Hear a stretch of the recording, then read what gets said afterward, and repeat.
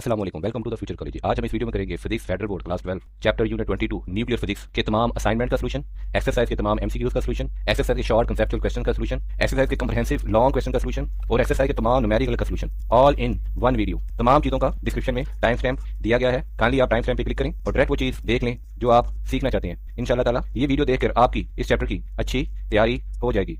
अगर आपको किसी भी चीज में, क्वेश्चन में कोई प्रॉब्लम है तो काइंडली हमें कमेंट्स बॉक्स में लिखें, हम आपको उसका सॉल्यूशन प्रोवाइड कर देंगे। शुरू करते हैं असाइनमेंट 22.1 से। फाइंड करें मास डिफेक्ट ऑफ ट्रीशियम न्यूक्लियस, जबकि मास ऑफ ट्रीशियम आपको दिया गया है 5.0083 × 10⁻⁻27 kg। जैसे हम जानते हैं कि ट्रीशियम में एक प्रोटॉन और दो न्यूट्रॉन होते हैं और ये हाइड्रोजन का एक आइसोटोप है और मास ऑफ प्रोटॉन ये कांस्टेंट वैल्यू है 1.007276 यूनिफाइड एटॉमिक मास यूनिट और मास ऑफ न्यूट्रॉन भी कांस्टेंट वैल्यू है 1.008665 यूनिफाइड एटॉमिक मास यूनिट। और एटॉमिक मास की यूनिट कन्वर्जन के लिए 1 यूनिफाइड एटॉमिक मास यूनिट होता है 1.660539 × 10⁻⁻27 kg। तो मास डिफेक्ट ऑफ ट्रीशियम न्यूक्लियस निकालने का फार्मूला होगा जिसे हम कहते हैं मास डेल्टा एम। ये होगा जेड एटॉमिक नंबर यानी कि इसमें प्रोटॉन कितने हैं, प्रोटॉन इसमें सिर्फ एक है और मल्टीप्लाई कर देंगे मास ऑफ प्रोटॉन से। दूसरा होगा, इसे कहते हैं neutron number. A for atomic mass जो टोटल 3 न्यूक्लियन है, A for atomic mass 3 nucleon, और जेड कहते हैं एटॉमिक नंबर यानी कि नंबर ऑफ प्रोटॉन है। तो ए माइनस जेड हमारे पास 2 न्यूट्रॉन है, ये 2 आ जाएगा और इसे मल्टीप्लाई करेंगे मास ऑफ न्यूट्रॉन से और इसे माइनस कर देंगे मास ऑफ न्यूक्लियस।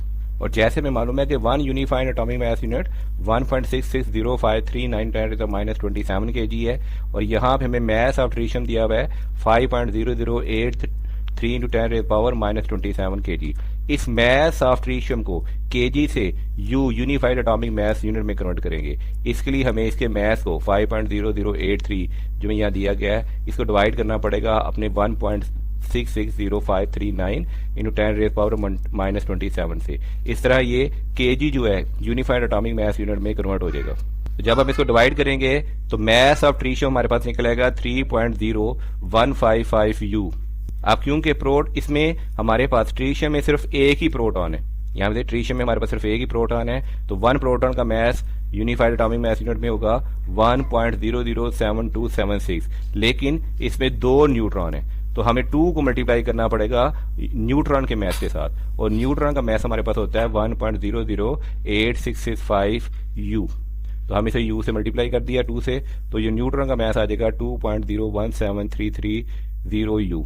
अब हम 2 न्यूट्रॉन और 1 प्रोटॉन का टोटल मास कितना होगा ये निकालेंगे। इसके लिए हम इसको और इसको इन दोनों वैल्यूज को हम प्लस कर देंगे तो टोटल मास निकल आएगा 1 प्रोटॉन और 2 न्यूट्रॉन का। अब इस फार्मूले में पुट करेंगे टोटल मास ऑफ प्रोटॉन और न्यूट्रॉन जो हम निकाल चुके हैं 3.024606 यूनिफाइड एटॉमिक मास यूनिट और माइनस करेंगे मास ऑफ न्यूक्लियस।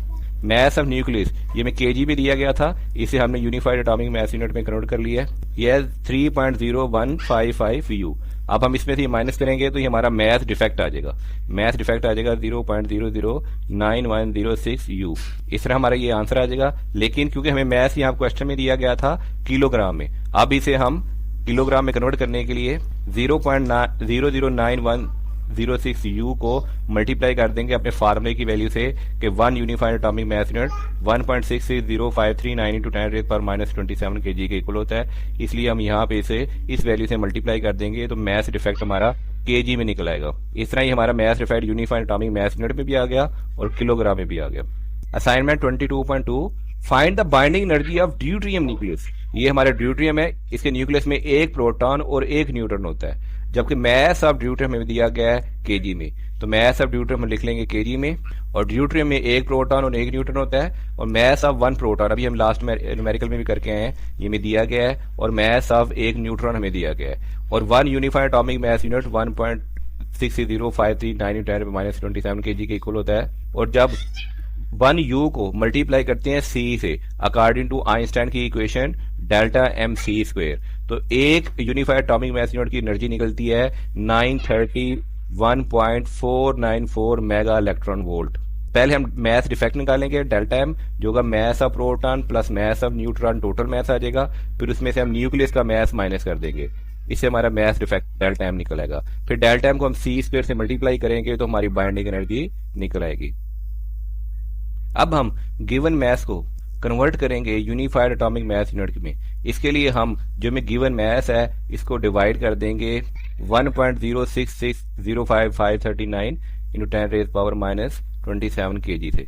हम इसे यूनिफाइड एटॉमिक मैस यूनिट की स्टैंडर्ड वैल्यू से डिवाइड कर दिया तो हमारा जो ड्यूट्रियम के न्यूक्लियस का मैस है ये कन्वर्ट हो जाएगा 2.0137 यूनिफाइड एटॉमिक मैस यूनिट में। अब सेपरेट मैस निकालेंगे प्रोटॉन और न्यूट्रॉन का, एक प्रोटॉन का मैस प्लस एक न्यूट्रॉन का मैस, दोनों को हम ऐड कर देंगे तो mass of proton plus mass of neutron आ जाएगा हमारे पास 2.015941 U, और इसमें से माइनस कर देंगे न्यूक्लियस का मैस। न्यूक्लियस का मैस ऑफ ड्यूट्रियम आया था 2.0137 U। जब इसे मैस कर दिया तो डेल्टा एम जो मैस डिफेक्ट है ये निकल आएगा 0.002241 U। अब बाइंडिंग एनर्जी का फार्मूला होता है according to Einstein equation delta M mass defect multiply by C square, और सी स्क्वायर की मेगा इलेक्ट्रॉन वोल्ट में वैल्यू है 931.494 मेगा इलेक्ट्रॉन वोल्ट। इसको हम यहाँ पुट कर देंगे और डेल्टा एम जो हमने यहाँ से निकाला है इसको हम यहाँ पुट करके हम इसे सिंपली कैलकुलेट करेंगे तो हमारा आंसर आ जाएगा 2.087 मेगा इलेक्ट्रॉन वोल्ट। अब हमारा आंसर है मेगा इलेक्ट्रॉन वोल्ट में, और जैसे हम जानते हैं कि 1 इलेक्ट्रॉन वोल्ट 1.602 इंटू 10⁻⁻19 जूल्स के इक्वल होता है, और मेगा की वैल्यू होती है 10⁻6, इसलिए 2.087 मेगा इलेक्ट्रॉन वोल्ट को जूल में कन्वर्ट करने के लिए मेगा इलेक्ट्रॉन वोल्ट में अगर आपको एनर्जी दी जाए तो फिर आपका होगा 1.602 इंटू 10⁻⁻13 जूल। तो मेगा होता है 10⁻6, इसमें 10⁻6 ऐड करेंगे तो -13 जूल हो जाएगी पर मेगा इलेक्ट्रॉन वोल्ट। अब मेगा इलेक्ट्रॉन वोल्ट हमें दिए हैं 2.087, इसको यहाँ पे पुट करेंगे 2.087 और मल्टीप्लाई कर देंगे इस वैल्यू से, तो ये हमारी वैल्यू मल्टीप्लाई करने पे आंसर आ जाएगा 3.343 इंटू 10⁻⁻13 जूल। इस तरह हमने अपना आंसर जो मेगा इलेक्ट्रॉन वोल्ट था वो जूल में भी कन्वर्ट कर लिया। Assignment 22.3 find the binding energy per nucleon for nitrogen 13। Nitrogen 13 के लिए हमने फाइंड करना है binding energy per nucleon. Nucleus having mass, जबकि नाइट्रोजन 13 का हमें न्यूक्लियस का मैस दिया गया हमें 2.3258 इंटू 10⁻26 kg, और क्वेश्चन में हमें मैस ऑफ प्रोटॉन और मैस ऑफ न्यूट्रॉन दिया गया है। लास्ट 2 असाइनमेंट में नहीं दिया गया था, इन दोनों में दिया गया है। तो नाइट्रोजन 13 में 7 प्रोटॉन और 6 न्यूट्रॉन होते हैं, और एक unified atomic mass unit 1.60539 10⁻⁻27 kg के होता है, और 1 U(c²) delta M C square unified atomic mass unit में जो एनर्जी होती है वो 931.494 मेगा इलेक्ट्रॉन वोल्ट के इक्वल होती है। बाइंडिंग एनर्जी हम लास्ट 2 न्यूमेरिकल में करके हैं कि बाइंडिंग एनर्जी होती है डेल्टा एम सी स्क्वायर, तो बाइंडिंग एनर्जी पर न्यूक्लियन जो कि delta M C square divided bye atomic mass, और एटॉमिक मैस में दिया हुआ है इसका नाइट्रोजन का वो है 13, क्योंकि 7 प्रोटॉन 6 न्यूट्रॉन है, इसका एटॉमिक मैस है 13। और मैस डिफेक्ट निकालने के लिए नाइट्रोजन का मैस ऑफ प्रोटॉन को 7 से मल्टीप्लाई करेंगे, जबकि मैस ऑफ न्यूट्रॉन को हम 6 से मल्टीप्लाई करेंगे, और दोनों को मैस को फिर प्लस करेंगे और उसमें से माइनस करेंगे mass of nucleus. Mass of nucleus minus करेंगे जो नाइट्रोजन 13 का हमें दिया गया। नाइट्रोजन 13 का वैसे नॉर्मली मैस होता है 13.005 यूनिफाइड एटॉमिक मैस यूनिट, लेकिन जब हम अपने गिवन मैस जो में गिवन मैस है इसको हम डिवाइड करते हैं अपनी यूनिफाइड एटॉमिक मैस यूनिट की वैल्यू से, तो हमारा मैस आ रहा है 14.003 यूनिफाइड एटॉमिक मैस यूनिट। हालांकि नाइट्रोजन 13 का यू में ये आंसर नहीं आना चाहिए। इसका मतलब जो गिवन वैल्यू है वो हमें नाइट्रोजन 13 की नहीं दी गई, वो हमें नाइट्रोजन 14 की दी गई है। इसका मतलब है क्वेश्चन में हमें जो वैल्यू दी गई है ये वैल्यू नाइट्रोजन 14 की तो हो सकती है लेकिन 13 की नहीं हो सकती। लेकिन हम इसे इसी वैल्यू के साथ सॉल्व करते हैं, फिर देखते हैं हमारा क्या आंसर आया है। तो हम 7 प्रोटॉन और 6 न्यूट्रॉन थे नाइट्रोजन 13 में, 7 को मल्टीप्लाई करेंगे प्रोटॉन के मैस से और 6 को मल्टीप्लाई करेंगे न्यूट्रॉन के मैस से, ये दोनों का मैस निकल आएगा। फिर दोनों मैस को प्लस करेंगे तो आ जाएगा 13.01029222। अब इसे मैस डिफेक्ट का फार्मूला जिसमें mess of proton plus mass of neutron minus mass of nucleus है, इससे हम करेंगे। तो मैस ऑफ 7 प्रोटॉन और 6 न्यूट्रॉन का मैस था 13.1 एंड सो ऑन, और हमें जो मैथ ऑफ न्यूक्लियस निकला है हमारा वो निकला है 14.033। तो ये मैथ डिफेक्ट माइनस में हो गया है, जो कि पॉसिबल ही नहीं है। इसका मतलब कंफर्म है कि हमारा जो क्वेश्चन है इसमें जो वैल्यू दी गई है वो नाइट्रोजन 13 की नहीं है, नाइट्रोजन 14 की है, क्योंकि न्यूक्लियस बाइंडिंग एनर्जी के लिए मैथ डिफेक्ट कभी भी माइनस में नहीं आ सकता। तो डाटा इनकंसिस्टेंसी है। द गिवन मैथ हमें जो दिया गया है उसे जो कन्वर्ट किया है तो 14.033 यू आया है, जो मैच कर रहा है नाइट्रोजन 14 के साथ। इसका मतलब है इसमें 7 प्रोटॉन और 7 न्यूट्रॉन है। यहाँ पे हमें नाइट्रोजन 13 नहीं है क्वेश्चन में, या नाइट्रोजन 14 है। तो टोटल मैथ ऑफ न्यूक्लियर निकालेंगे 7 प्रोटॉन का मैथ प्लस 7 न्यूट्रॉन का मैथ। जैसे हम यहाँ पे किया उनको प्लस किया तो आएगा 14.111587 यू, और बाद में हम डेल्टा एम निकालेंगे इसी फार्मूले से। तो डेल्टा एम होगा 7 प्रोटॉन 7 न्यूट्रॉन का math minus given math, minus किया तो हमारा मैथ डिफेक्ट आ जाएगा 0.108587 यू। अब बाइंडिंग एनर्जी निकालने के लिए हमारा जो मैथ डिफेक्ट आया इसको हमने यहाँ पे दोबारा निकाल लिया है। ये मैथ डिफेक्ट आया 0.108587 यू।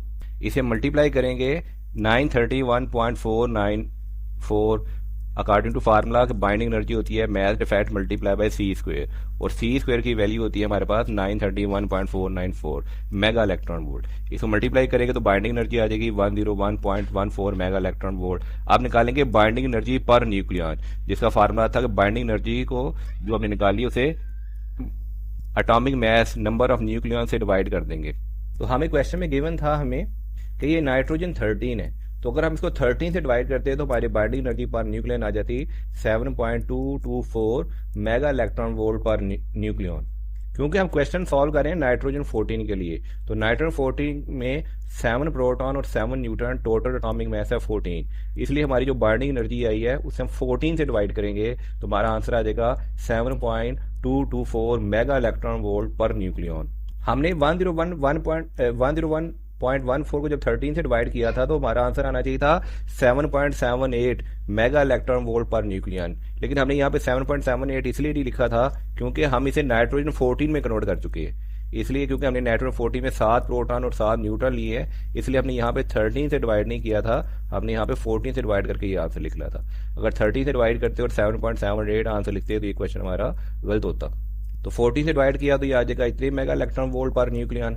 अब हमें मालूम है कि 1 इलेक्ट्रॉन वोल्ट जो होता है 1.602 × 10⁻⁻19 जूल के इक्वल होता है, और मेगा इलेक्ट्रॉन वोल्ट में कन्वर्ट करना हो तो जो हमें एनर्जी मिली है मेगा इलेक्ट्रॉन वोल्ट उसे जूल में कन्वर्ट करने के लिए हमें इसे 1.602 × 10⁻⁻13 से मल्टीप्लाई करना होगा। तो ये हमारा आंसर है 7.224 मेगा इलेक्ट्रॉन वोल्ट। इसे मल्टीप्लाई कर देंगे 1.602 × 10⁻⁻13, क्योंकि -19 में जो 10⁻6 मेगा का सॉल्व करेंगे तो -13 आ जाएगा। इसे सॉल्व करेंगे तो हमारी एनर्जी जूल में भी कन्वर्ट हो जाएगी 1.157 × 10⁻12 joule per nucleon.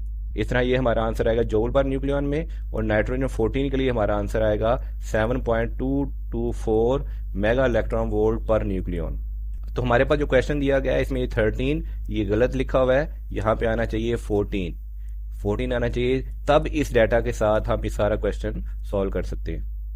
Assignment 22.4 find the energy Q in the following reaction, और मैं रिएक्शन दिया है कि कार्बन 14 जिसका एटॉमिक मास 14 है, एटॉमिक नंबर 7 है, ये कन्वर्ट हो रहा है नाइट्रोजन 14 और एटॉमिक नंबर 7 में, और साथ में एक इलेक्ट्रॉन अमिट कर रहा है जिसे कहते हैं बीटा माइनस अमिट कर रहा है, और साथ में एनर्जी अमिट कर रहा है। तो हमने Q जो एनर्जी है इसकी वैल्यू फाइंड करनी है, जबकि हमें कार्बन 14 का यहाँ मैथ दिया हुआ है 12.0 atomic mass unit, unified atomic mass unit, लेकिन ये एक टाइपिंग एरर है। एक्चुअल कार्बन 14 का जो मैथ होता है वो 14.003242 यू के बराबर होता है, वो इसलिए कार्बन 12 का मैथ होता है 12 यू, लेकिन रिएक्शन में हमें दिया हुआ है कार्बन 14। यहाँ देखें रिएक्शन में हमें दिया हुआ है कार्बन 14, यहाँ भी रिएक्शन में कार्बन 14, यहाँ पे हम यूज करेंगे कार्बन 14 का मैथ, ना कि हम कार्बन 12 का मैथ यूज करेंगे। और साथ में नाइट्रोजन 14 का मैथ दिया गया हमें 14.00307 यू, और बीटा माइनस यहाँ इलेक्ट्रॉन का मैथ होता है 0.000548 यू, ये हमें यहाँ पे वैल्यू दी हुई है इलेक्ट्रॉन का मैथ। तो हमने कार्बन 14 का मैथ, नाइट्रोजन 14 का मैथ और इलेक्ट्रॉन का मैथ हम अपने डाटा में लिख लेंगे। अब Q निकालने के लिए लिखेंगे एनर्जी होगी कार्बन 14 का मैथ माइनस नाइट्रोजन 14 का मैथ, और इसे फिर सी स्क्वायर के साथ मल्टीप्लाई करेंगे, और सी स्क्वायर की वैल्यू मेगा इलेक्ट्रॉन वोल्ट में होती है 931.494। पहले हम निकालेंगे मैथ डिफरेंस, जिसे हम मैथ डिफेक्ट भी कहते हैं, कि कार्बन 14 का मैथ माइनस नाइट्रोजन 14 का मैथ। तो कार्बन 14 का मैथ 14.003242 माइनस नाइट्रोजन 14 का मैथ 14.00307। इन्हें माइनस करेंगे तो 0.000172 unified atomic mass unit answer आ जाएगा। अगर हम यहाँ कार्बन 12 का मैथ पुट करते हैं 12, जैसे कि मैं क्वेश्चन में दिया गया था 12, तो 12 पुट करने से आंसर माइनस में होता तो ये क्वेश्चन जस्टिफाई नहीं होता। इसलिए यहाँ पे रिएक्शन के मुताबिक हम कार्बन 14 का मैथ पुट करेंगे, ना कि जो मैं गिवन है क्वेश्चन 12 उसमें कार्बन 12 का मैथ 12 AMU पुट नहीं करेंगे। इस तरह हमारा मैथ डिफेक्ट या मैथ डिफरेंट आ जाएगा।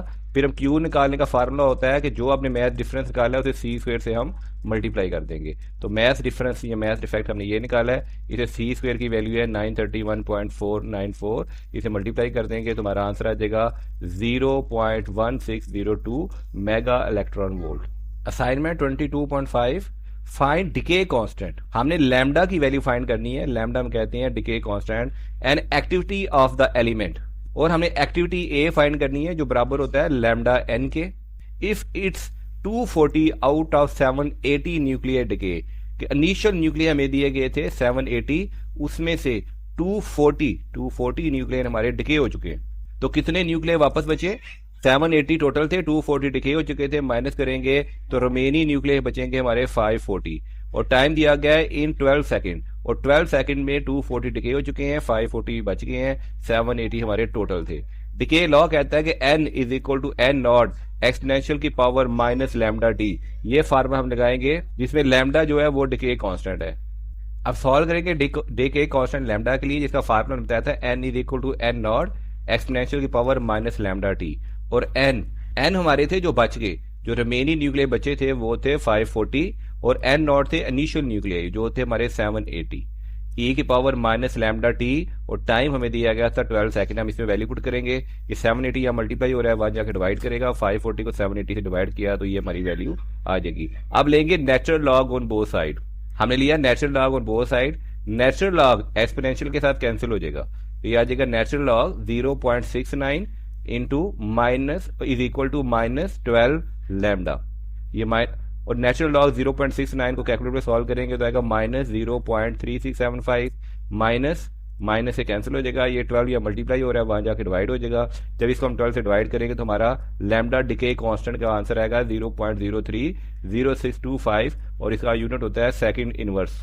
अब हम निकालेंगे एक्टिविटी। जब टी की वैल्यू 12 थी, एक्टिविटी होती है decay constant lambda into N, और डिके कांस्टेंट हम निकाल चुके हैं, और एन न्यूक्लियर रिमेनिंग हमारे पास है 540, इन दोनों का मल्टीप्लाई करेंगे तो हमारी एक्टिविटी आ जाएगी 16.5375 बैकरल। तो एक्टिविटी हमारी ये आ गई, जिसमें ये क्वेश्चन हमारा सॉल्व हो गया।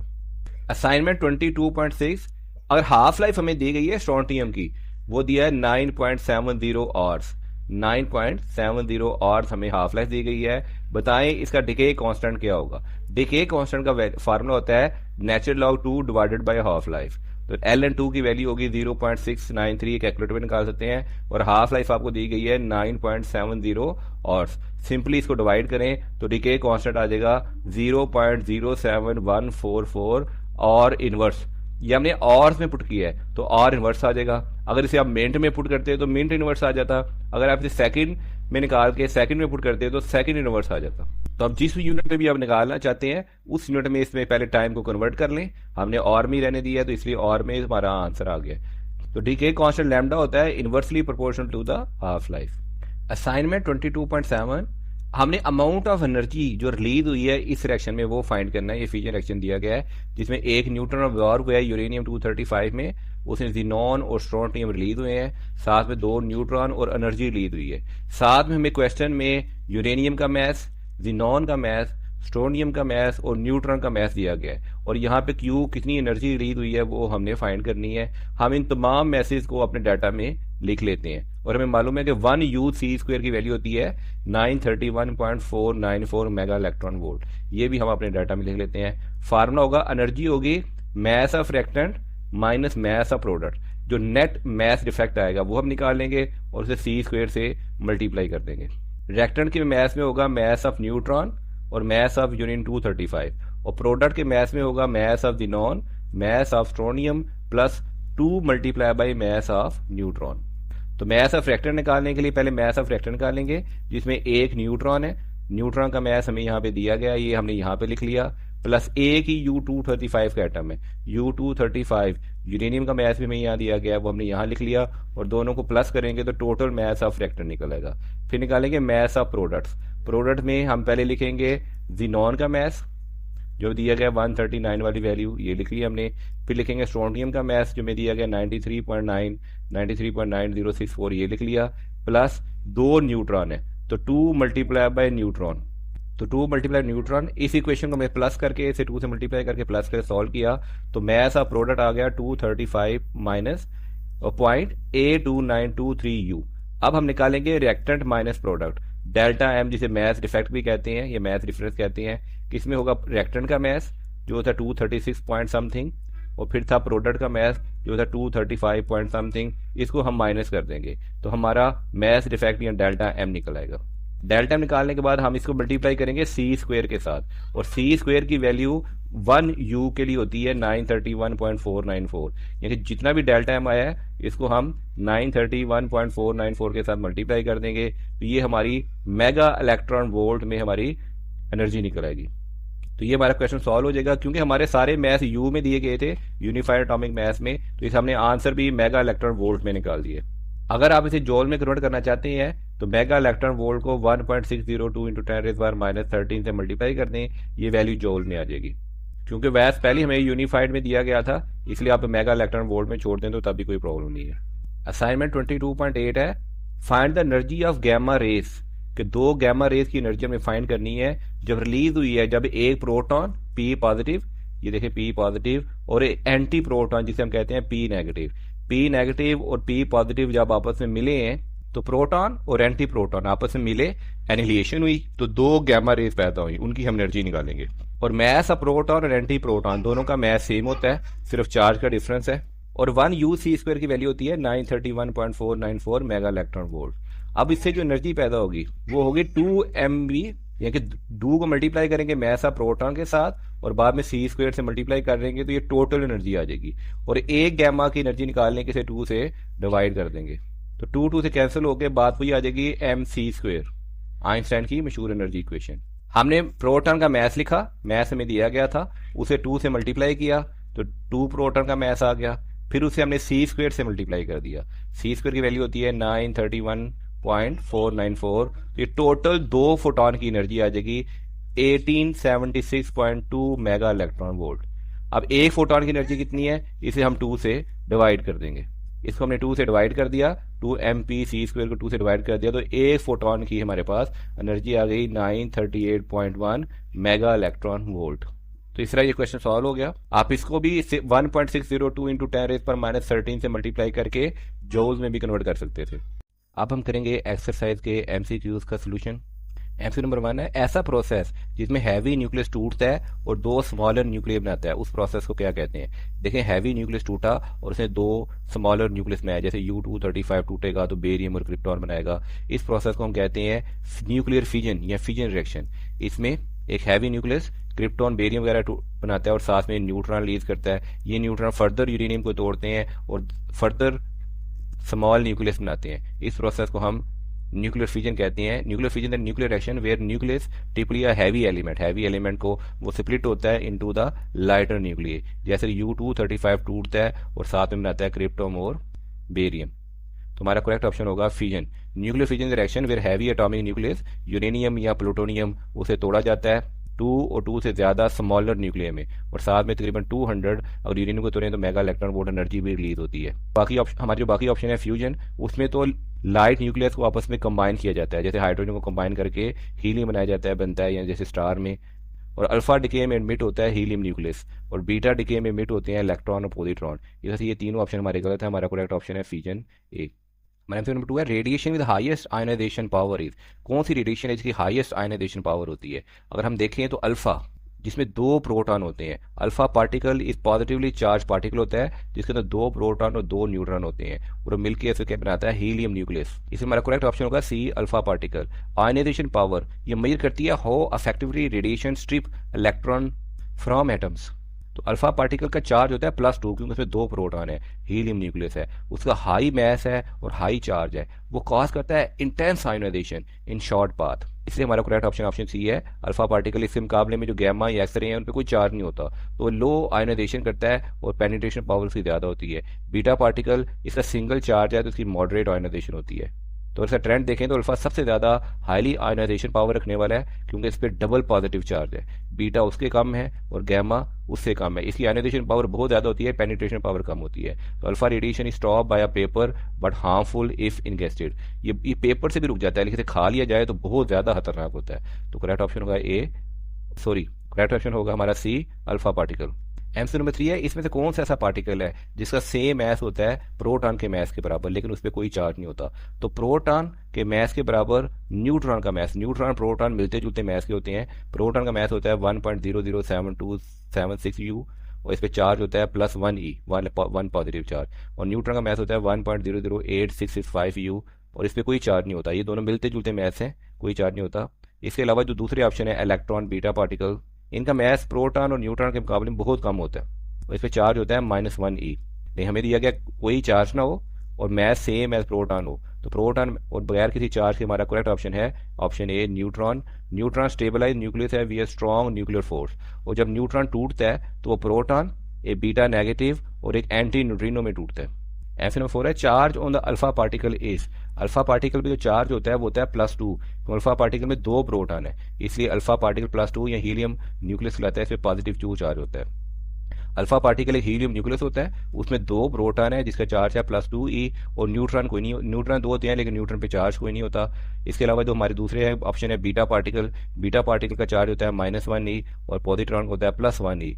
तो अल्फा पार्टिकल पे कितना चार्ज होगा? +2, option D. Alpha particle deflect होता है towards negative plate in electric field due to उसके ऊपर +2 इलेक्ट्रॉन का पॉजिटिव हैवी चार्ज होता है। U235 का न्यूक्लियस दिया गया है, यानी मैथ नंबर आपको दिया हो गया है यूरेनियम का 235, तो उसमें नंबर ऑफ न्यूट्रॉन कितने होते हैं हमें मालूम होना चाहिए कि यूरेनियम 235 का मैथ नंबर 235 है और इसका एटॉमिक नंबर यूरेनियम का होता है 92। इसमें प्रोटॉन होते हैं और प्रोटॉन प्लस न्यूट्रॉन मिलाए जाए तो 235 होगा। तो न्यूट्रॉन निकालने के लिए हमें एटॉमिक मैथ जो 235 है इसमें से एटॉमिक नंबर माइनस करेंगे, तो 235 प्रोटॉन प्लस न्यूट्रॉन में से प्रोटॉन नंबर हम माइनस करेंगे तो इसके न्यूट्रॉन नंबर आ जाएंगे 143, ऑप्शन बी। आंसर नंबर 6 है, हाफ लाइफ दी हुई है रेडियम की 1590 ईयर्स, कितने सालों के बाद अर्थ के ऊपर तमाम रेडियम खत्म हो जाएगी, टोटली डिके हो जाएगी? तो आंसर है इनफाइनाइट। वो इसलिए कि रेडियो एक्टिव डिके फॉलो करता है एक्सपोनेंशियल डिके, कि एक हाफ लाइफ के बाद हाफ हो जाएगी, दूसरे के बाद उसका हाफ, एक्सपोनेंशियल डिके। हर हाफ लाइफ के बाद half of the nuclear decay होंगे। थ्योरेटिकली अगर एन को 0 पुट किया जाए तो टाइम हमारे पास इसमें इन्फिनिटी आ जाएगा। अर्थ कभी भी नेवर कंप्लीटली लूज रेडियम, कभी भी 100% नहीं हो सकती। हर हाफ लाइफ के बाद आधे रह जाएंगे, फिर उसके आधे, कभी भी 0 नहीं हो सकेगा। अगर एन को हम 0 पुट करेंगे इस फार्मूले में तो हमारा जो टाइम है सिंप्लीफाई करके वो इन्फिनिटी आएगा। तो करेक्ट ऑप्शन होगा इनफाइनाइट। अर्थ कभी भी रेडियम को टोटली लॉस नहीं कर सकती। एमसीक्यू नंबर 7 है, जो एनर्जी रिलीज होती है न्यूक्लियर रिएक्टर में वो कैसे प्रोड्यूस होती है? तो एनर्जी न्यूक्लियर रिएक्टर में, यदि न्यूक्लियर रिएक्टर बनाया हुआ है, वो fission process, nuclear fission process option A की वजह से प्रूव होती है, जिसमें हैवी न्यूक्लियस जिसमें U235 एक न्यूट्रॉन को अब्जॉर्ब करता है और ये स्प्लिट हो जाता है जीनॉन और स्ट्रोंटियम में और दूसरे एलिमेंट भी बना सकता है। साथ में 2 से 3 इलेक्ट्रॉन न्यूट्रॉन रिलीज करता है, साथ में typically 200 mega electron volt energy भी रिलीज करता है। तो एनर्जी जो रिलीज होती है न्यूक्लियर रिएक्टर में वो प्रोड्यूस होती है by fission, nuclear fission reaction, option number A. Fusion से हमने पावर स्टार्ट कर ली है लेकिन अभी ये कमर्शियली अवेलेबल रिएक्टर हमारे पास दुनिया पे नहीं है, इनिशियली ये प्रोसेस जारी है। तो फ्यूजन से भी इंशाल्लाह ताला बहुत करीब हम इससे भी पावर हासिल करेंगे। तो fusion is the control in reactor, fusion को रिएक्टर में कंट्रोल करते हैं, उसमें न्यूट्रॉन अब्जॉर्ब होता है और उसको कंट्रोल करने के लिए हम कंट्रोल रॉड यूज़ करते हैं। ये शॉर्ट और लॉन्ग में हम तफसील से देखेंगे। यहाँ पे आप देख सकते हैं प्रेशराइज वाटर रिएक्टर है, इसमें यहाँ पे रेडियम में फिजन रिएक्शन करवाते हैं, जिससे एनर्जी रिलीज होती है, उससे हम स्टीम जनरेटर में स्टीम पैदा करते हैं, उससे टरबाइन चलाते हैं, टरबाइन से जनरेटर बिजली पैदा होती है, बिजली आगे हम सप्लाई करते हैं, और जो स्टीम कंडेंस होती है यहाँ पे कंडेंसर में कंडेंस करके वही पानी हम दोबारा वापस फीड कर देते हैं। तो हमारा करेक्ट ऑप्शन होगा फिजन रिएक्शन से हम न्यूक्लियर पावर प्लांट में इलेक्ट्रिसिटी प्रोड्यूस करते हैं। आंसर नंबर 8 है, कार्बन 14 की हाफ लाइफ दी गई है 5730 ईयर्स। तो number of nucleus will drop to 1/8 of initial quantity dash year. तो मैं 1/8 इनिशियल के 1/8 कितने सालों के बाद रह जाएंगे? 1/8 होगा 1/2 की power n is equal to 1/8, इसका मतलब 3 हाफ लाइफ होंगी, 3 हाफ लाइफ। तो n हमारे पास आया 3 मल्टीप्लाई बाय हाफ लाइफ, तो 3 को मल्टीप्लाई कर देंगे 5730 ईयर्स, तो 3 हाफ लाइफ जो बनती है वो बनती है 17,190 ईयर्स के बाद जो इनिशियल न्यूक्लियस है वो 1/a टाइम ड्रॉप हो जाएंगे। और इसे साइंटिफिक नोटेशन में लिखा जाए तो हमारा आंसर आता है 1.72 × 10⁻⁴, ऑप्शन नंबर बी। इसको आप इस फार्मूले के साथ भी decay constant L and T half से भी और इस फार्मूले से भी सॉल्व कर सकते थे। अब करेंगे एक्सरसाइज के शॉर्ट कंसेप्चुअल क्वेश्चन का सोल्यूशन। क्वेश्चन नंबर 1 है कि what are the some potential benefit, potential benefit क्या है और ड्रॉबैक्स क्या है कि न्यूक्लियर एनर्जी को हम सोर्स ऑफ इलेक्ट्रिसिटी यूज करें as compare to other form of energy. तो बेनिफिट्स में है high energy density, nuclear fuel जैसे कि यूरेनियम ये रिलीज करती है millions of time more energy per unit mass, अगर इसे कंपेयर करें दूसरे फॉसिल फ्यूल से तो ये मिलियंस ऑफ टाइम ज्यादा एनर्जी रिलीज करती है per unit mass as compare to fossil fuels. और इसमें जो एनर्जी रिलीज होती है अकॉर्डिंग टू फार्मूला यूज होती है Einstein equation is equal to delta M C square, और जिसमें डेल्टा हमारा है मास डिफेक्ट, जो न्यूक्लियर एक्शन में मास एनर्जी में कन्वर्ट हो जाता है उसको हम डेल्टा एम या मास डिफेक्ट कहते हैं। एग्जांपल ले लें तो 1 kg अगर यूरेनियम 235 का न्यूक्लियर एक्शन किया जाए तो इतनी एनर्जी प्रोड्यूस करती है जितनी एनर्जी 3 लाख kg ऑफ कोयल को जलाने से पैदा हो। देखिए 3 लाख kg कोयल को जलाने से जितनी एनर्जी पैदा होती है उतनी ही एनर्जी सिर्फ 1 kg यूरेनियम के न्यूक्लियर एक्शन से पैदा होती है, तो इसकी एनर्जी डेंसिटी बहुत ही ज्यादा है। दूसरा लो कार्बन एमिशन, कि न्यूक्लियर प्लांट एमिट करते हैं नीग्लिजिबल ग्रीन हाउस गैसेज, ना होने के बराबर ग्रीन हाउस गैसेज एमिट करते हैं ड्यूरिंग ऑपरेशन, तो इससे कोई कार्बन डाइऑक्साइड या पोल्यूशन गैसेज तकरीबन ना होने के बराबर एमिट होती हैं, जिसकी वजह से क्लाइमेट चेंज के इतने ज्यादा माइटिगेटेड इफेक्ट नहीं आते। और थर्ड है हमारा रिलायबिलिटी, ये प्रोवाइड करता है कॉन्टिन्यूस बेस लोड पावर जिसका कैपेसिटी फैक्टर तकरीबन 90% या उससे भी ज्यादा है। अगर हम सोलर को या विंड को देखा जाए जो भी उसका कैपेसिटी फैक्टर है 35%, लेकिन हमारे पास जो न्यूक्लियर एनर्जी है ये continuous base load power provide करती है जिसका कैपेसिटी फैक्टर है 90% as compare to 35% of solar और विंड पावर। अगर हम ड्रॉबैक्स देखें तो इसका रेडियो एक्टिव वेस्ट है, न्यूक्लियर एक्शन होने के बाद जो स्पेंड फ्यूल वेस्ट होता है, spent fuel remain hazardous for the millennium. For example nuclear action हुआ है और उससे प्लूटोनियम 239 पैदा हुई है तो उसकी हाफ लाइफ तकरीबन 24,000 ईयर्स है, तो ये एक हैजर्ड रहेगा बहुत लंबे अरसे तक। सेकंड है एक्सीडेंटल रिस्क, जैसे हमारी जो कोर है वो मेल्ट डाउन हो सकती है जैसे चिनोबल और फुकुशिमा में हुआ था, और बहुत ज्यादा रेडिएशन एक्सपोजर हो सकता है और रिलीज करेगी लॉन्ग लिव्ड रेडियो आइसोटोप्स जैसे CS-137 और आयोडीन 131।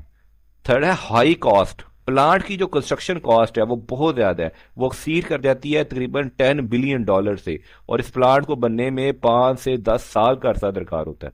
इसके अलावा प्रोलिफरेशन थ्रेट हो सकते हैं, जो हम एनरिच्ड यूरेनियम और प्लूटोनियम यूज करते हैं न्यूक्लियर पावर प्लांट में, उसे वेपनाइज किया जा सकता है, उसे एटम और न्यूक्लियर बम बनाए जा सकते हैं, और प्रोलिफरेशन थ्रेट हमेशा रहते हैं। न्यूक्लियर एनर्जी बहुत ही ज्यादा एफिशिएंट है लेकिन it require strict safety waste management and protocol. Strict safety चाहिए, वेस्ट को मैनेजमेंट चाहिए और साथ में इसके प्रोटोकॉल भी देखने पड़ेंगे। तो हाई एफिशिएंसी के साथ इसके थोड़े से ड्रॉबैक्स भी हैं, जैसे मैं बता चुका हूं benefits and drawbacks of nuclear energy कि न्यूक्लियर एनर्जी की हाई एनर्जी डेंसिटी है 1 kg uranium 3 million kg of कोयल के इक्वल एनर्जी प्रोड्यूस करता है। यूरेनियम के लो कार्बन एमिशन है और ये प्रोवाइड करता है reliable base load electricity. However, it produces long-lived radioactive waste requiring millennia of secure storage and it poses catastrophic accidental risks। Example है जैसे फुकुशिमा एक्सीडेंट। साथ में इन्वॉल्व होता है high construction cost about $10 billion per plant, और risk रहता है nuclear proliferation through weapons grade by products का। इसके बाय प्रोडक्ट से वेपन्स ग्रेड बम बनाए जा सकते हैं न्यूक्लियर। क्वेश्चन 2 है what happen to the atomic number and mass number of nucleus that number A है अमिट इलेक्ट्रॉन, जो इलेक्ट्रॉन को मिट करेगा। पहले हम देखेंगे इलेक्ट्रॉन एमिशन जिसे हम कहते हैं बीटा माइनस डीके। रिएक्शन क्या होता है, न्यूट्रॉन टूट जाता है और वो प्रोटॉन में कन्वर्ट हो जाता है, साथ में एक इलेक्ट्रॉन और एक एंटी न्यूट्रिनो अमिट करता है, जिसकी वजह से जो एटॉमिक नंबर है, नंबर ऑफ प्रोटॉन, वो इंक्रीज हो जाते हैं बाय 1 क्योंकि न्यूट्रॉन प्रोटॉन में तब्दील हो जाता है, लेकिन एटॉमिक मास जो है वो अनचेंज रहता है। एग्जांपल देख लें carbon 14 mass number 14 atomic number 6, ये कन्वर्ट होगा नाइट्रोजन 14, लेकिन एक प्रोटॉन इंक्रीज होने की वजह से इसका एटॉमिक नंबर हो गया 7, साथ में एक इलेक्ट्रॉन एमिट करता है जिसे हम कहते हैं बीटा माइनस एमिशन। और साथ में एंटी न्यूट्रिनो इमिट किया जाता है, हो जाता है। तो बीटा माइनस डिके में न्यूट्रॉन प्रोटॉन में कन्वर्ट होता है, तो साथ में एक इलेक्ट्रॉन जिसे बीटा माइनस कहते हैं और साथ में एंटी न्यूट्रिनो रिलीज होते हैं। इन बीटा माइनस डिके अब बीटा पार्टिकल जिसे हम इलेक्ट्रॉन कहते हैं वो अमिट होता है फ्रॉम द न्यूक्लियस, वो न्यूक्लियस में से एक इलेक्ट्रॉन निकलता है। चीजों को साफ बनाने के लिए अब ये ज्यूम कर सकते हैं कि एक न्यूट्रॉन इस टूट गया है और उसने प्रोटॉन और इलेक्ट्रॉन में तब्दील हो गया है। एक न्यूट्रॉन टूट के एक प्रोटॉन और इलेक्ट्रॉन में तब्दील हो जाता है और साथ में एक एंटी न्यूट्रिनो, ये हमारा एक एंटी न्यूट्रिनो है, ये भी इमिट होता है जिसका कोई इफेक्टिव मैस नहीं होता। एक न्यूट्रॉन जो एक अप क्वार्क और दो डाउन क्वार्क से मिलकर बना होता है, उसमें से जो डाउन क्वार्क होता है वो एक W माइनस बिसॉन रिलीज करता है और डाउन क्वार्क अप क्वार्क में तब्दील हो जाता है और दो अप और एक डाउन से बनता है प्रोटॉन। इस तरह न्यूट्रॉन प्रोटॉन में तब्दील हो जाता है और W माइनस डिकॉन शॉर्ट लिव होता है, ये फौरन डिकम्पोज होता है और साथ में एक बीटा माइनस इलेक्ट्रॉन रिलीज करता है और साथ में एक एंटी न्यूट्रिनो रिलीज कर देता है। बी पार्ट है अंडरगो इलेक्ट्रॉन कैप्चर, जब वो इलेक्ट्रॉन कैप्चर करेगा। अब इसका रिवर्स कर ले, जब एक प्रोटॉन या न्यूक्लियस एक इलेक्ट्रॉन को कैप्चर करेगा तो प्रोटॉन और इलेक्ट्रॉन मिलकर बनाएंगे न्यूट्रॉन। देखिए प्रोटॉन और इलेक्ट्रॉन आपस में मिलेंगे, इलेक्ट्रॉन कैप्चर हो जाएगा न्यूक्लियस में, वो बना देंगे न्यूट्रॉन और साथ में एक न्यूट्रिनो पार्टिकल भी एमिट होगा। तो प्रोटॉन और इलेक्ट्रॉन आपस में मिलेंगे तो न्यूट्रॉन और एक न्यूट्रिनो पार्टिकल एमिट होगा। तो Z डिक्रीज बाय 1, क्योंकि प्रोटॉन ही कम हो जाता है क्योंकि वो न्यूट्रॉन में तब्दील हो जाता है, तो अटोमिक नंबर Z है वो डिक्रीज हो जाता है 1 में, क्योंकि प्रोटॉन हमारा न्यूट्रॉन में तब्दील हो गया है। लेकिन अटोमिक मास A ये अनचेंज रहता है। एग्जांपल ले लेते हैं BE, atomic mass 7, atomic number 4 है, लेकिन एक प्रोटॉन टूट गया है, एक प्रोटॉन ने एक इलेक्ट्रॉन को कैप्चर किया है, एक प्रोटॉन एक इलेक्ट्रॉन को कैप्चर किया है, तो अटोमिक नंबर अब क्या हो गया है, कम हो गया है। प्रोटॉन कम होने से अटोमिक नंबर कम हो गया है। मास नंबर हमारा 7 था, फिर भी 7 रहा और साथ में न्यूट्रिनो एक अमिट हुआ है। मजीद एक एग्जाम्पल देते हैं, KR अटोमिक नंबर है 36, मास नंबर है 81।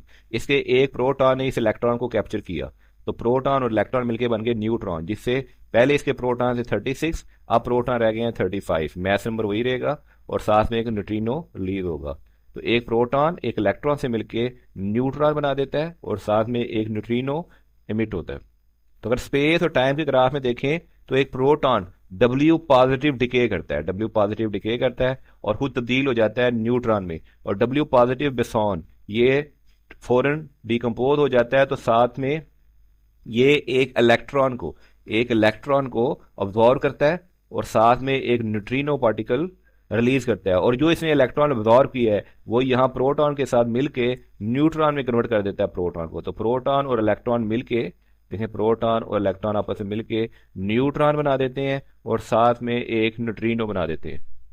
और सी देखते हैं अल्फा पार्टिकल एमिशन, जब कोई एमिट करता है अल्फा पार्टिकल, रिएक्शन है कि न्यूक्लियस में से एक अल्फा पार्टिकल एमिट करता है और उसमें डॉटर न्यूक्लियस बन जाता है। अल्फा पार्टिकल में हमारे पास एटॉमिक मास है 4, एटॉमिक नंबर है 2, तो Z ये डिक्रीज हो जाता है बाय 2 और मास नंबर डिक्रीज हो जाता है बाय 4। जैसे यूरेनियम को देखते हैं, यूरेनियम जब अल्फा पार्टिकल एमिट करेगा तो पहले इसके प्रोटॉन थे 92, अब प्रोटॉन हो जाएंगे 90, और पहले इसका मास नंबर था 238 और दो प्रोटॉन और दो न्यूट्रॉन एमिट होने के बाद अब मास नंबर इसका हो जाएगा 234। तो यूरेनियम थोरियम में कन्वर्ट हो जाएगा और साथ में अल्फा पार्टिकल एमिट करेगा। जब भी कोई अल्फा पार्टिकल एमिट होता है तो एटॉमिक नंबर हमारा -2 हो जाता है और मास नंबर हमारा -4 कम हो जाता है। तो अल्फा डिके में न्यूक्लियस में से दो प्रोटॉन, ब्लू वाले प्रोटॉन, और दो न्यूट्रॉन जिसे हीलियम न्यूक्लियस कहते हैं वो रिलीज हो जाते हैं, जिससे से दो प्रोटॉन और दो न्यूट्रॉन न्यूक्लियस में कम हो जाते हैं। Alpha mission alpha particle contain करता है दो प्रोटॉन और दो न्यूट्रॉन, दो प्रोटॉन और दो न्यूट्रॉन मिलकर बनाते हैं helium nucleus. Most ionization power होती है इसकी, लेकिन इसकी पेनिट्रेशन पावर बहुत ही कम होती है।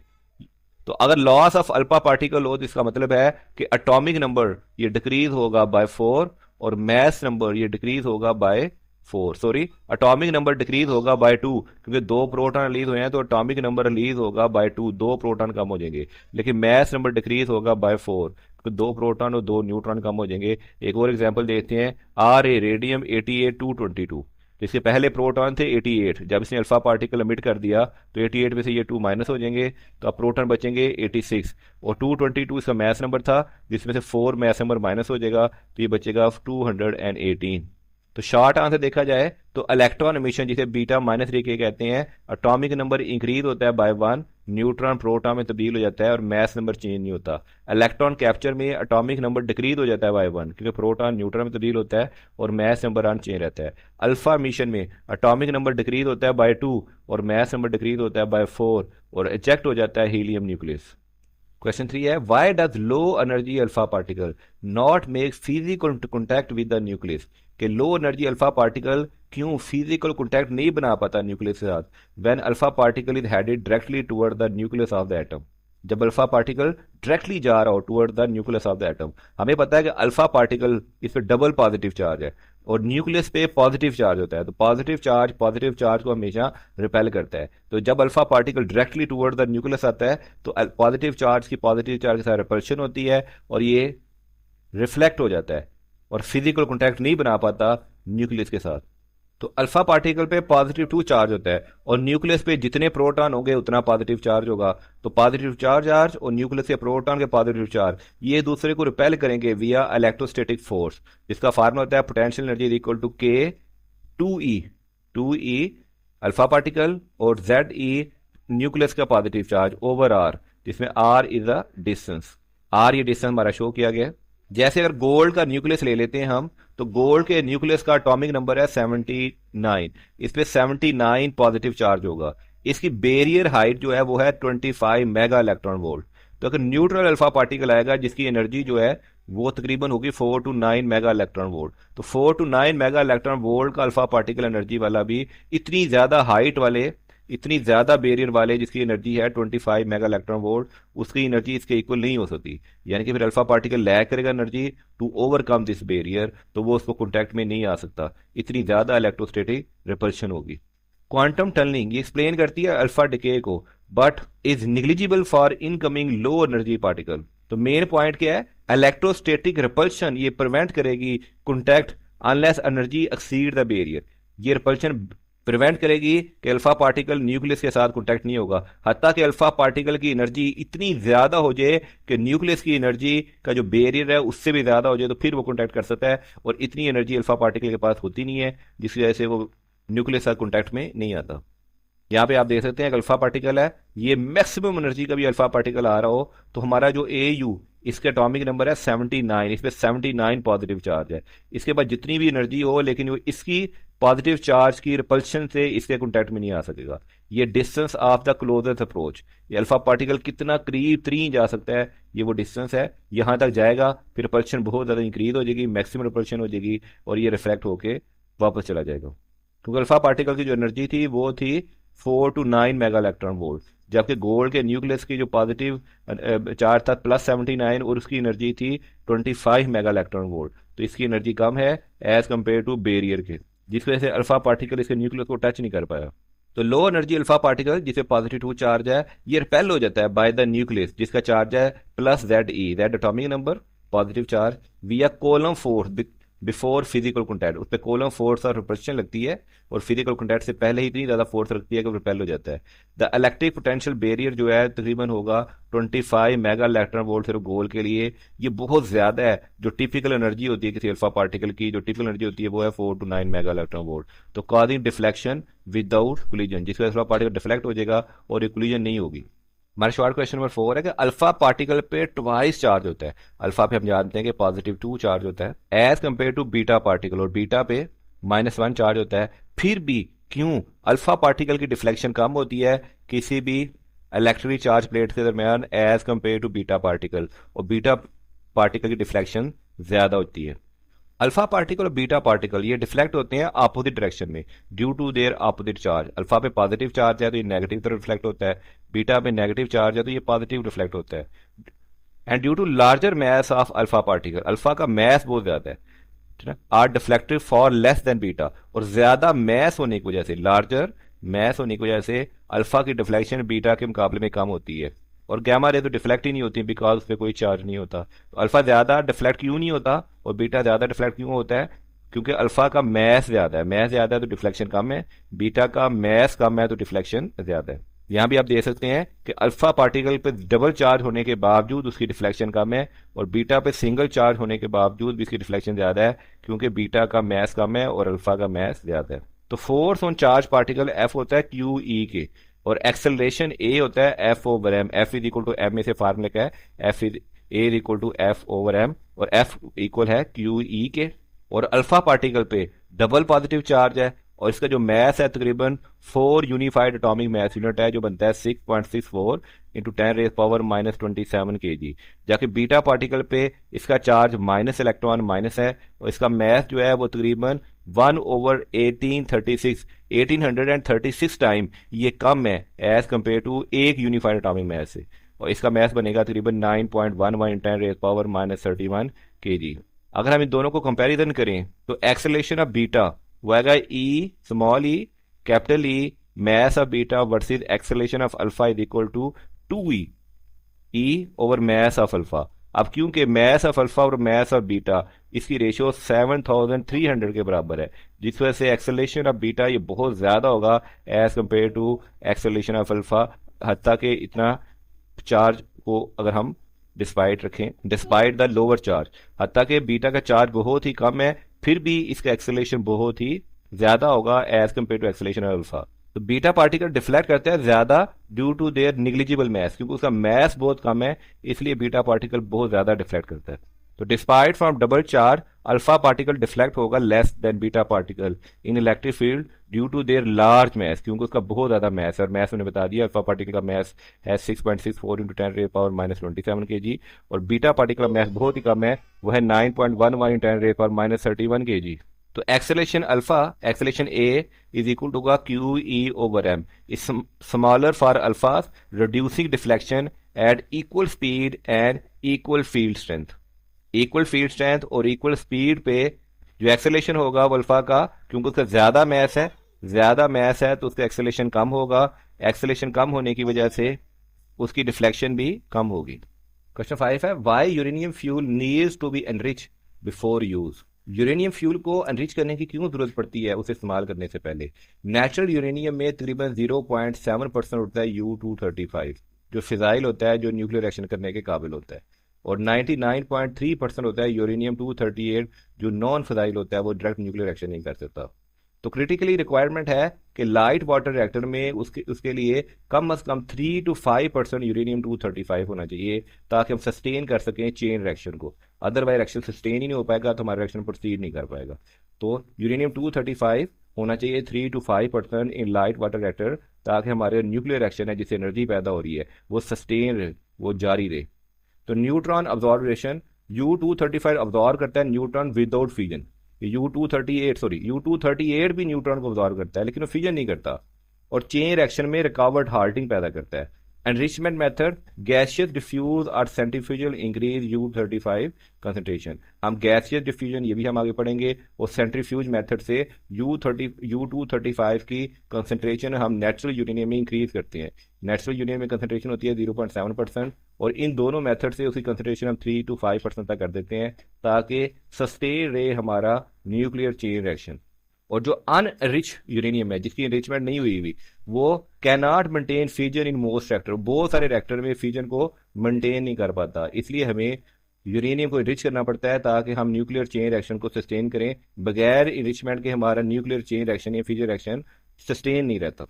ये हमारा गैसियस डिफ्यूजन यूरेनियम है और ये इसका रिच प्रोसेस है, इसमें पोरस मेम्ब्रेन लगा देते हैं। इस तरफ हमारा नेचुरल यूरेनियम है जिसमें 0.7% होता है यूरेनियम 225, तो यहाँ से यूरेनियम गैस फॉर्म में मूव करता है मेम्ब्रेन की दूसरी तरफ, और इसमें U-235 को ज्यादा मूवमेंट मिल जाती है इस पोरस मेम्ब्रेन की तरफ से, जिसकी वजह से हमारा यूरेनियम की परसेंटेज 1% से ज्यादा हो जाती है। ये यूरेनियम 238 को रोकता है और U-235 को जाने देता है। कुछ U-238 भी चले जाती है लेकिन ज्यादा U-235 जाते हैं जिससे हमारा यूरेनियम इनरिच हो जाता है। तो नेचुरल यूरेनियम जिसमें U-235 की तादाद सिर्फ 0.7% थी उसको रिचमेंट करते हैं और रिच करके उसकी तादाद को हम कर देते हैं 3 to 5% रिचमेंट प्रोसेस है ताकि वो न्यूक्लियर फ्यूजन रिएक्शन को सस्टेन कर सके। हम UF6 गैस लेते हैं जिसमें यूरेनियम मौजूद है और डिफ्यूजन करवाने के लिए हम यहाँ पे मेम्ब्रेन लेते हैं। मेम्ब्रेन से U-235 ये ग्रीन वाले डॉट ये ज्यादा मूव करते हैं एज कंपेयर टू U-238 से, और जिससे हमें यहाँ पे जो यूरेनियम हासिल होती है इसमें U-235 की तादाद ज्यादा होती है। यहाँ से हाई प्रेशर के थ्रू हम डिफ्यूजन करवाते हैं विया मेम्ब्रेन। सेंट्रीफ्यूजन प्रोसेस में हम यहाँ से UF6 गैस को पास करते हैं। और इसको बहुत तेजी से सेंट्रीफ्यूज प्रोसेस के थ्रू रोटेट करते हैं, जिससे U-238 वाली गैस है वो हमारी कॉर्नर में चल जाती है क्योंकि उसकी डेंसिटी ज़्यादा है, और U-235 वाली जो गैस है उसकी डेंसिटी कम है, वो सेंटर में आ जाती है। तो इस सेंटर से हम जो गैस लेते हैं उसमें U-235 की मकदार ज़्यादा होती है, और जो कॉर्नर से हम गैस लेते हैं उसमें U-238 की मकदार कम होती है। इस तरह हमें यहाँ पे सेंटर पे एनरिच्ड यूरेनियम विया सेंट्रीफ्यूगेशन प्रोसेस मिल जाती है। इस तरह 0.7% यूरेनियम को 3 से 5% यूरेनियम में 235 में कन्वर्ट कर लेते हैं विया टू प्रोसेस, डिफ्यूजन प्रोसेस और सेंट्रीफ्यूगेशन प्रोसेस। हमारे कमर्शियल न्यूक्लियर पावर प्लांट्स में यूरेनियम की एनरिचमेंट का लेवल तकरीबन 3 से 5% होना चाहिए, तब वो इलेक्ट्रिसिटी बना पाएंगे न्यूक्लियर रिएक्शन करने के बाद। तो नेचुरल यूरेनियम में 99.3%, नॉन फजाइल यूरेनियम 238 होती है, और जो U-235 है जो न्यूक्लियर रिएक्शन में फजाइल होती है वो सिर्फ 0.7% होती है। तो एनरिचमेंट इंक्रीज कर देती है U-235 की कंसनट्रेशन 3 to 5% फॉर रिएक्टर, और U-238 अब्जॉर्ब करती है न्यूट्रॉन को विदाउट सस्टेनिंग फ्यूजन। तो unreached uranium can not maintain a chain reaction, unreached uranium है वो चेन रिएक्शन को मेंटेन नहीं कर पाती। अगर U-238 अंडर को करे अल्फा डिके, U-238 में अल्फा डिके हो तो रिजल्टिंग न्यूक्लियस क्या होगा? U-238 में से अल्फा डिके हुआ, 2 प्रोटॉन और 2 न्यूट्रॉन के हीलियम न्यूक्लियस एमिट हो जाएगा, तो इसका एटॉमिक मास 92 से इसका एटॉमिक नंबर 92 से 90 हो जाएगा, और एटॉमिक मास 238 से 234 हो जाएगा। तो हमारा डॉटर न्यूक्लियर थोरियम बन जाएगा, और साथ में अल्फा पार्टिकल एमिट हो जाएगा। तो रिएक्शन देखते हैं, U-238 92 अल्फा पार्टिकल एमिट करेगा, तो मास नंबर हमारा 238 से 234 थोरियम में कन्वर्ट हो जाएगा, और एटॉमिक नंबर 92 से 90 में कन्वर्ट हो जाएगा। तो मास नंबर डिक्रीज होगा बाय 4 और एटॉमिक नंबर डिक्रीज होगा बाय 2। न्यू एटॉमिक नंबर 90 हो जाएगा थोरियम, और न्यू मास नंबर हो जाएगा 234। अल्फा डिके रिड्यूस कर देता है एटॉमिक मास बाय 4 और एटॉमिक नंबर बाय 2। तो U-238 डिके होने के बाद रिजल्टिंग न्यूक्लियस बनाएगा थोरियम, जिसका एटॉमिक नंबर 90 और मास नंबर 234 होगा। क्वेश्चन 7 है, how do chain reaction occur in nuclear fusion? Chain reaction कैसे अकर होता है न्यूक्लियर फ्यूजन में? तो पहले न्यूट्रॉन अब्जॉर्प्शन होती है। U-235 जो होता है हमारा अब्जॉर्ब करता है थर्मल न्यूट्रॉन, तो वो अनस्टेबल एसेटिक स्टेट बना देता है। U-92 एटॉमिक नंबर वाला U-236 ये अनस्टेबल एसेटिक स्टेट होती है। फिर हमारी होती है फिजन, अनस्टेबल न्यूक्लियस स्प्लिट हो जाता है और रिलीज करता है एनर्जी, और 2 to 3 न्यूट्रॉन, ये अनस्टेबल U-236 स्प्लिट हो जाएगा, तो ये जिनॉन स्ट्रोंटियम या दूसरे कोई प्रोडक्ट बना सकता है। साथ में 2 से 3 न्यूट्रॉन एमिट करेगा, और typically 200 mega electron volt energy release करेगा। तो चेन रिएक्शन रिलीज करेगा neutron trigger fission in other uranium 235। जो ये न्यूट्रॉन रिलीज हुए हैं ये फिजन ट्रिगर करेंगे दूसरे यूरेनियम में। यहाँ आप देखें, एक यूरेनियम को तोड़ा, इससे 2 डॉटर न्यूक्लियस और साथ में 3 न्यूट्रॉन पैदा हुए। ये 3 न्यूट्रॉन बाकी यूरेनियम को तोड़ेंगे, उससे मजीद न्यूट्रॉन पैदा होंगे, वो फर्दर तोड़ेंगे। इस तरह फिजन चेन रिएक्शन चलता है कि पहले न्यूट्रॉन ने इसको तोड़ा, उससे 2 से 3 न्यूट्रॉन पैदा हुए, उन्होंने फर्दर यूरेनियम के न्यूक्लियस को तोड़ा, उससे मजीद 2 से 3 पैदा हुए, और उन्होंने फर्दर यूरेनियम को तोड़ा। तो इस तरह ये चेन रिएक्शन चलता जाता है, और साथ में एनर्जी रिलीज होती जाती है। एक न्यूट्रॉन आया था, उसने यूरेनियम 235 को एक्साइटेड करके बेरियम और क्रिप्टॉन में तोड़ दिया। लेट्स सपोज उससे 3 न्यूट्रॉन पैदा हुए। 3 न्यूट्रॉन फर्दर फिजन करेंगे 3 यूरेनियम में, और तीनों यूरेनियम फर्दर 2 से 3 न्यूट्रॉन मिट करेंगे, और साथ में बेरियम क्रिप्टॉन के डॉटर न्यूक्लियस पैदा करेंगे, और साथ में लॉट ऑफ एनर्जी भी रिलीज करेंगे। इसको आप इस डायग्राम की मदद से समझ सकते हैं। न्यूट्रॉन ने 235 को तोड़ा, 2 न्यूट्रॉन पैदा हुए, उन्होंने मजीद यूरेनियम को तोड़ा, उससे मजीद पैदा हुए, उन्होंने मजीद यूरेनियम 235 को तोड़ा, उससे मजीद न्यूट्रॉन और डॉटर न्यूक्लियस पैदा हुए, और मजीद एनर्जी रिलीज हुई। तो रिलीज न्यूट्रॉन ट्रिगर करते हैं फिजन इन अदर यूरेनियम 235 में। अब क्रिटिकलिटी क्या कहती है? ये सस्टेन करता है 1 न्यूट्रॉन, क्योंकि अभी हमने जो ये डायग्राम दिखाई, ये तो एटम बम को शो करती है कि एक से ज्यादा एनर्जी रिलीज होती जाती है, लेकिन न्यूट्रल रिएक्टर में हमारा रिएक्शन ऐसे नहीं होता। वहां पे हम क्रिटिकली स्टेन करते हैं, सिर्फ एक या एक से ज्यादा न्यूट्रॉन पर फिजन करती है न्यू फिजन। जैसे यहाँ पे देखते हैं, ये एटम बम का रिएक्शन था, लेकिन अगर हम इसको देखें, एक न्यूट्रॉन पैदा हुआ, एक न्यूट्रॉन ने एक न्यूक्लियस को तोड़ा, उससे 3 न्यूट्रॉन पैदा हुए। 3 न्यूट्रॉन में से हमने जो 2 न्यूट्रॉन से या तो उनको लीक होने दिया या उनको अब्जॉर्ब कर दिया। फर्दर एक्शन के लिए सिर्फ हमने एक ही न्यूट्रॉन को छोड़ा, और एक ही न्यूट्रॉन फिर एक न्यूक्लियस को तोड़ेगा, एक ने तोड़ेगा, उससे भी 3 न्यूट्रॉन पैदा हुए। 2 न्यूट्रॉन को हम किसी तरह कैप्चर कर लेंगे और सिर्फ एक न्यूट्रॉन को आगे रिएक्शन करने देंगे। फिर वो न्यूक्लियस को तोड़ेगा और फिर वो 3 न्यूट्रॉन पैदा होंगे। 3 न्यूट्रॉन में से हम 2 न्यूट्रॉन को अब्जॉर्ब कर लेंगे और सिर्फ 1 न्यूट्रॉन को आगे रिएक्शन दे देंगे। इस तरह हमारा रिएक्शन सस्टेन रहेगा, ना वो इंक्रीज होगा ना वो डिक्रीज होगा, और जितनी एनर्जी हमें चाहिए सिर्फ हम उतनी एनर्जी प्रोड्यूस करेंगे, ज्यादा एनर्जी नहीं प्रोड्यूस करेंगे। तो ज्यादा एनर्जी बहुत तबाहकुन साबित होगी, ये एटम बम का काम कर देगी। लेकिन एक सस्टेन एनर्जी को हम यूज करते हुए इलेक्ट्रिसिटी प्रोड्यूस कर सकते हैं, यूजफुल पर्पज में इस्तेमाल कर सकते हैं। तो इसको कहते हैं क्रिटिकल सस्टेन रिएक्शन। तो क्रिटिकल सस्टेन रिएक्शन में एक ही न्यूट्रॉन पर फ्यूजन करता है, न्यू फ्यूजन। तो की पॉइंट इसमें मॉडरेटर वाटर यूज करते हैं, स्लो न्यूट्रॉन यूज करते हैं टू इंक्रीज फ्यूजन प्रोबेबिलिटी। तो न्यूट्रॉन अब्जॉर्ब होता है U235 में, उसे U236 अनस्टेबल में कन्वर्ट कर देता है और स्प्लिट कर देता है उसे जिनॉन स्ट्रोटियम में या क्रिप्टॉन और बेरियम में, जिसे 2 to 3 न्यूट्रॉन लीड होते हैं। दीज न्यूट्रॉन ट्रिगर करते हैं subsequent fusion, creating a self sustaining chain reaction. If is greater than 1 whole neutron पर फ्यूजन, तो उससे न्यू फ्यूजन क्रिएट हो जाती है, पैदा हो जाती है। क्वेश्चन 8 है कि how does molecular weight difference between U25 and U238, कि मॉलिक्यूलर वेट का डिफरेंस है U235 U38 has a fluoride molecule को एनरिच किया जाता है जिसे एनेबल होती है enrichment. What role do porous barrier play in gaseous diffusion process, और पोरस मटेरियल क्या रोल प्ले करता है गैसियस डिफ्यूजन प्रोसेस में। शॉर्ट क्वेश्चन नंबर 5 में भी हम यही चीज एक्सप्लेन करके हैं, काइंडली ये जरूर देख लीजिएगा। मजीद एक्सप्लेनेशन देखते हैं कि यूरेनियम U235F6 इसका मॉलिक्यूलर वेट है 349 ग्राम पर मोल, जबकि U238F6 का मॉलिक्यूलर वेट हमारे पास आ रहा है 352 ग्राम पर मोल। और ग्राहम लॉ कहता है कि डिफ्यूजन रेट इनवर्सली प्रोपोर्शनल है 1/√2 ऑफ मोलर मैस। तो U235F6 डिफ्यूज करेगा 352/349 under root, which is approximately value आएगी 1.004 टाइम फास्टर देन U238। तो डिफ्यूज में U235 जो है तकरीबन 1.004 टाइम फास्टर डिफ्यूज करेगा एज कंपेयर टू U238 का जो है फ्लोराइड की गैस है।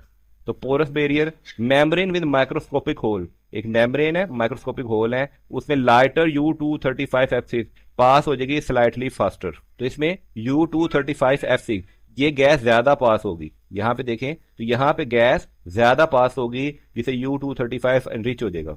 तो repeat diffusion stages gradually it, और इस प्रोसेस को हम बार बार रिपीट करेंगे। थोड़ी इनरिचमेंट हुई फिर इसको पास करेंगे, फिर इनरिचमेंट हुई फिर पास करेंगे, यहाँ पे भी इनरिचमेंट हुई फिर इस गैस को दोबारा ला के पास करेंगे, फिर इनरिचमेंट करेंगे। इस तरह बार बार इस प्रोसेस को डिफ्यूजन में पास करने से यहाँ पे मेम्ब्रेन से U235 ज्यादा जाएंगे, 238 कम जाएंगे। तो इस प्रोसेस को बार बार रिपीट करने से हमारी यूरेनियम UF6 जो हो जाएगी वो एनरिच हो जाएगी, उसका एनरिचमेंट लेवल 0.7 से बढ़ के 3 to 5% हो जाएगा। मजीद बढ़ाना है तो बार बार पास करें, ये मजीद बढ़ता जाएगा। तो repeat diffusion stages gradually enrich कर देगी यूरेनियम 235 की कंसंट्रेशन को।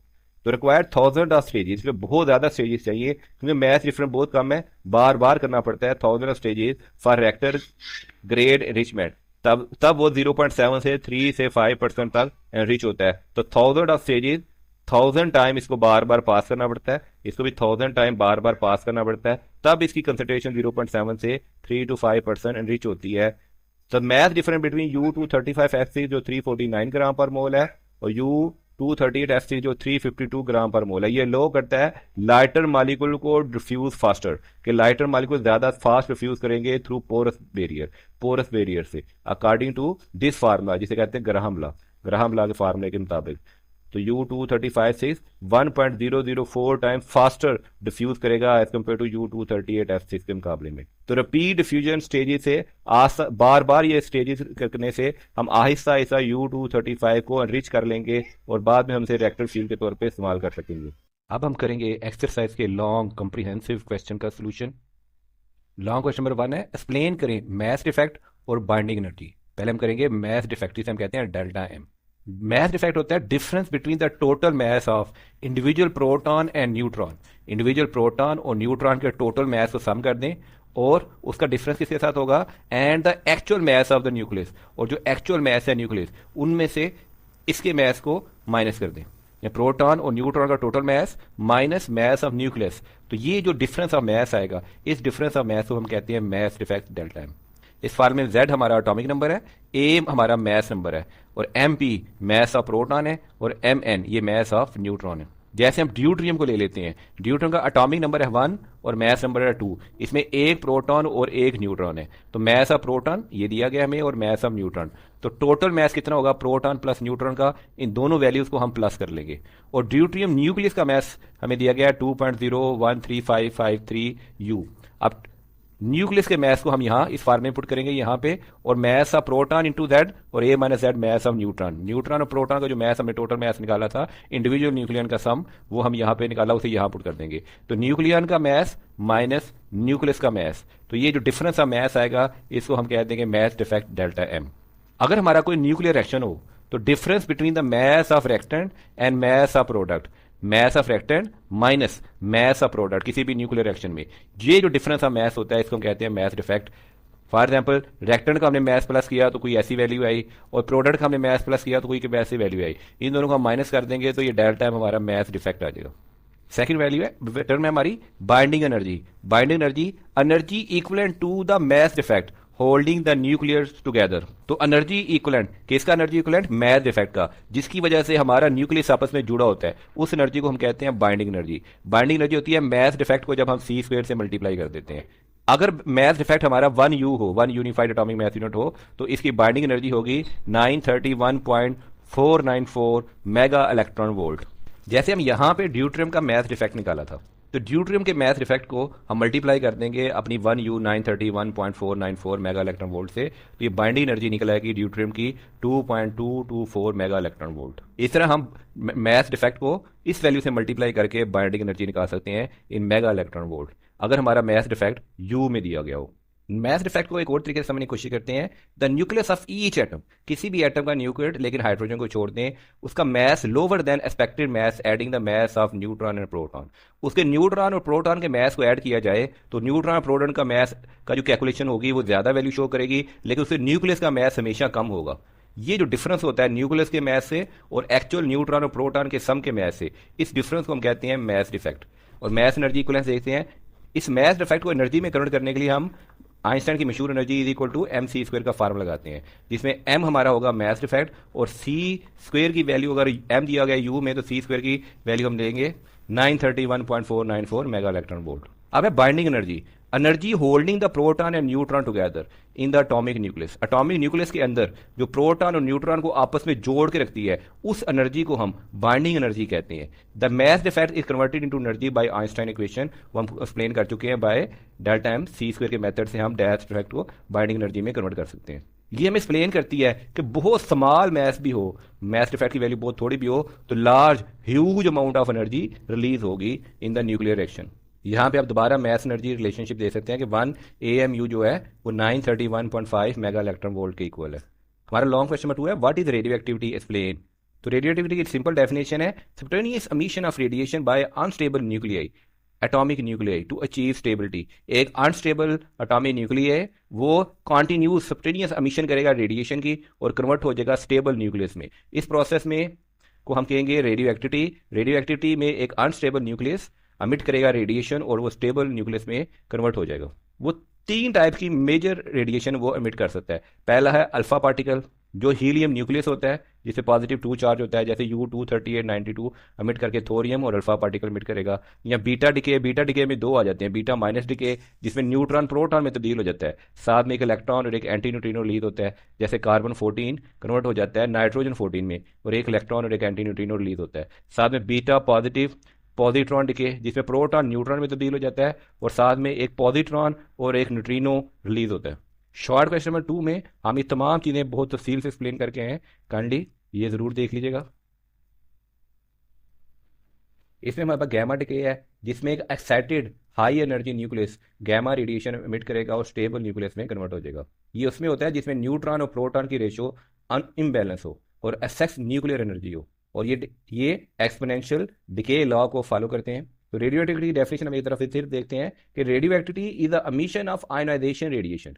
आयनाइजेशन रेडिएशन की एमिशन होती है कैसे, न्यूक्लियर डिके से, उस प्रोसेस को हम कहते हैं रेडियो एक्टिविटी। और रेडियो एक्टिविटी में जो आयनाइजेशन रेडिएशन एमिट होती है उसकी मुख्तलिफ टाइप्स हैं, जिसमें अल्फा डिके है, बीटा डिके है और गैमा डिके है। अल्फा डिके में एक हीलियम न्यूक्लियस होता है और हमारा जो प्रोडक्ट होता है उसका एटॉमिक मास 4 कम हो जाता है, एटॉमिक नंबर 2 कम हो जाता है। बीटा डिके में एक पॉजिट्रॉन या एक इलेक्ट्रॉन रिलीज होते हैं अगर हमारा इलेक्ट्रॉन रिलीज हो तो एटॉमिक नंबर 1 इंक्रीज हो जाता है। और गैमा डिके में सिर्फ गैमा रेडिएशन ही इंक्रीज होती है, एटॉमिक मास और एटॉमिक नंबर में कोई तब्दीली वाकई नहीं होती।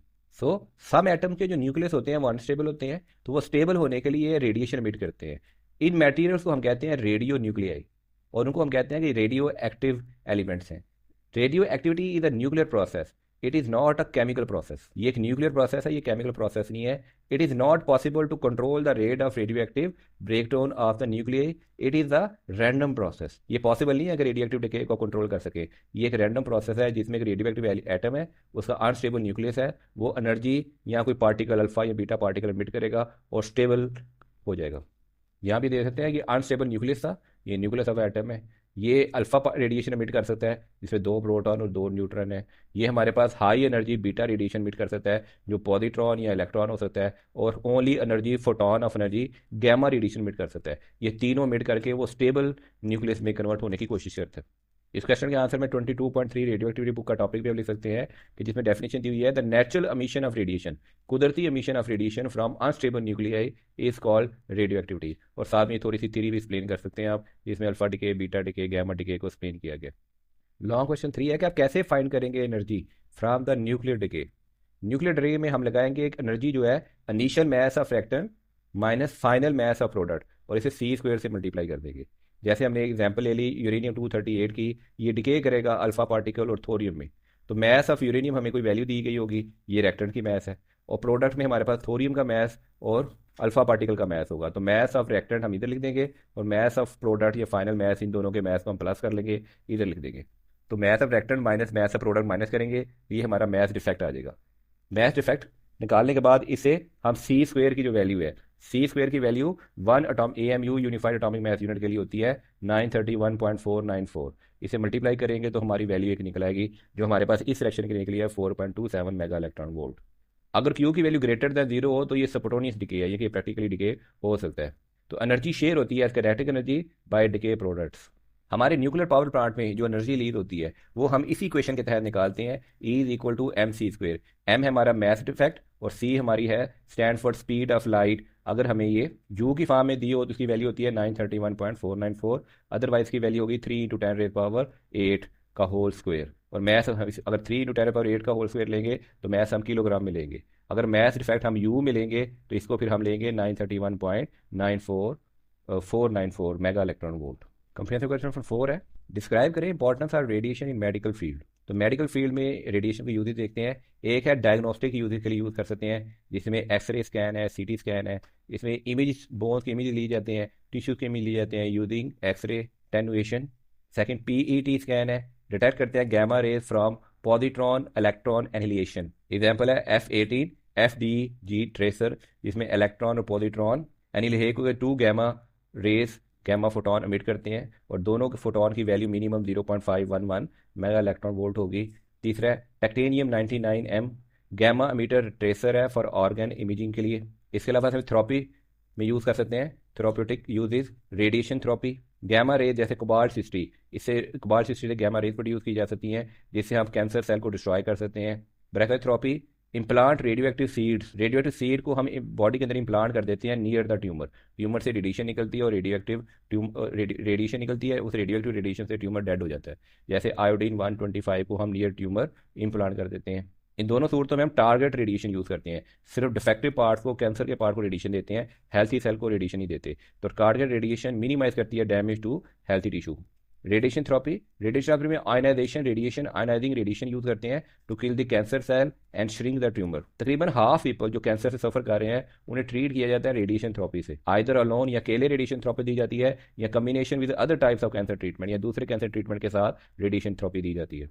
तो मेडिकल यूजेज ऑफ रेडिएशन में है many project is on 3 medical uses of radiation. इसमें एक्सरे डायग्नोस्टिक है, रेडिएशन थेरेपी है, और रेडिएशन स्टेरिलाइजेशन भी है, कि हमारे जो इक्विपमेंट्स हम मेडिकल ऑपरेशन में यूज़ करते हैं उनके जर्म्स को हम रेडिएशन के थ्रू किल कर देते हैं। इस प्रोसेस को हम कहते हैं रेडिएशन स्टेरिलाइजेशन, कि हमारे इक्विपमेंट्स और टूल्स जो ऑपरेशन थिएटर में यूज़ होते हैं उनकी स्टेरिलाइजेशन करने के लिए हम रेडिएशन यूज़ करते हैं, जिससे इन्फेक्शन होने के चांसेस तकरीबन खत्म हो जाते हैं।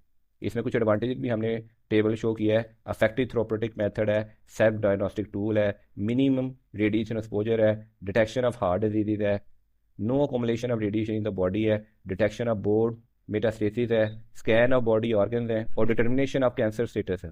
इसके अलावा बुक का टॉपिक है 22.8 मेडिकल यूजेस ऑफ रेडिएशन, जिसमें मेडिकल ट्रेसर्स के बारे में एक्सप्लेन किया गया है। ये वाला टॉपिक भी आप लिख सकते हैं। मुख्तलिफ रेडियो एक्टिव एलिमेंट्स हैं, उसके यूजेस बताए गए हैं और हाफ लाइफ बताई गई है। उसके बाद पीईटी स्कैनर को एक्सप्लेन किया गया है। इससे आप importance of radiation in medical field describe कर सकते हैं। नेक्स्ट क्वेश्चन है कि न्यूक्लियर फ्यूजन क्या है, एक्सप्लेन करें डिटेल में, और आल्सो डिस्कस करें सब practical application of this reaction. Fusion process में लाइट न्यूक्लियर जैसे ड्यूट्रियम, ट्रीशियम, ये कंबाइन होते हैं और हैवी न्यूक्लियस बना देते हैं जैसे हीलियम, और इसमें large amount of energy release होती है। एग्जाम्पल, ड्यूट्रियम ट्रीशियम से जब अल्फा पार्टिकल हीलियम न्यूक्लियस बनता है तो इससे 17.6 mega electron volt energy release होती है। और इसका मैथ डिफेक्ट देखा जाए तो mass of deuterium, mass of tritium, इसका सम करेंगे, फिर प्रोडक्ट में मैथ ऑफ हीलियम और मैथ ऑफ न्यूट्रॉन और प्लस प्लस कर देंगे। फिर हम मैथ डिफेक्ट निकालेंगे, mass of reactant minus mass of product, तो एक heavy amount of mass defect आ जाएगी, जिसे हम 930 1.494 से मल्टीप्लाई करेंगे तो हमारे पास इसकी एनर्जी रिलीज आ जाएगी जो आएगी 17.6 मेगा इलेक्ट्रॉन वोल्ट।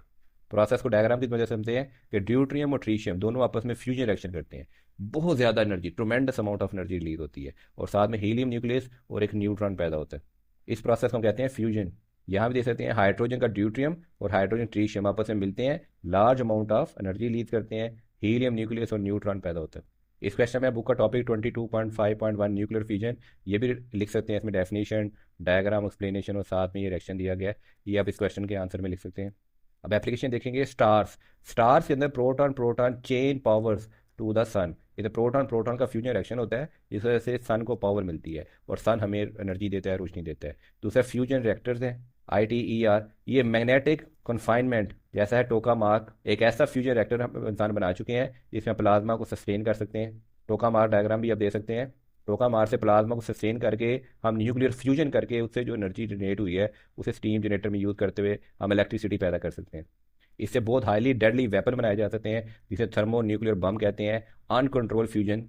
लेकिन फ्यूजन कराने के लिए बहुत ज़्यादा एनर्जी चाहिए, हमें चाहिए 10⁻⁷ केल्विन टेम्परेचर चाहिए ताकि कोलम रिपल्शन को हम ओवरकम कर सकें।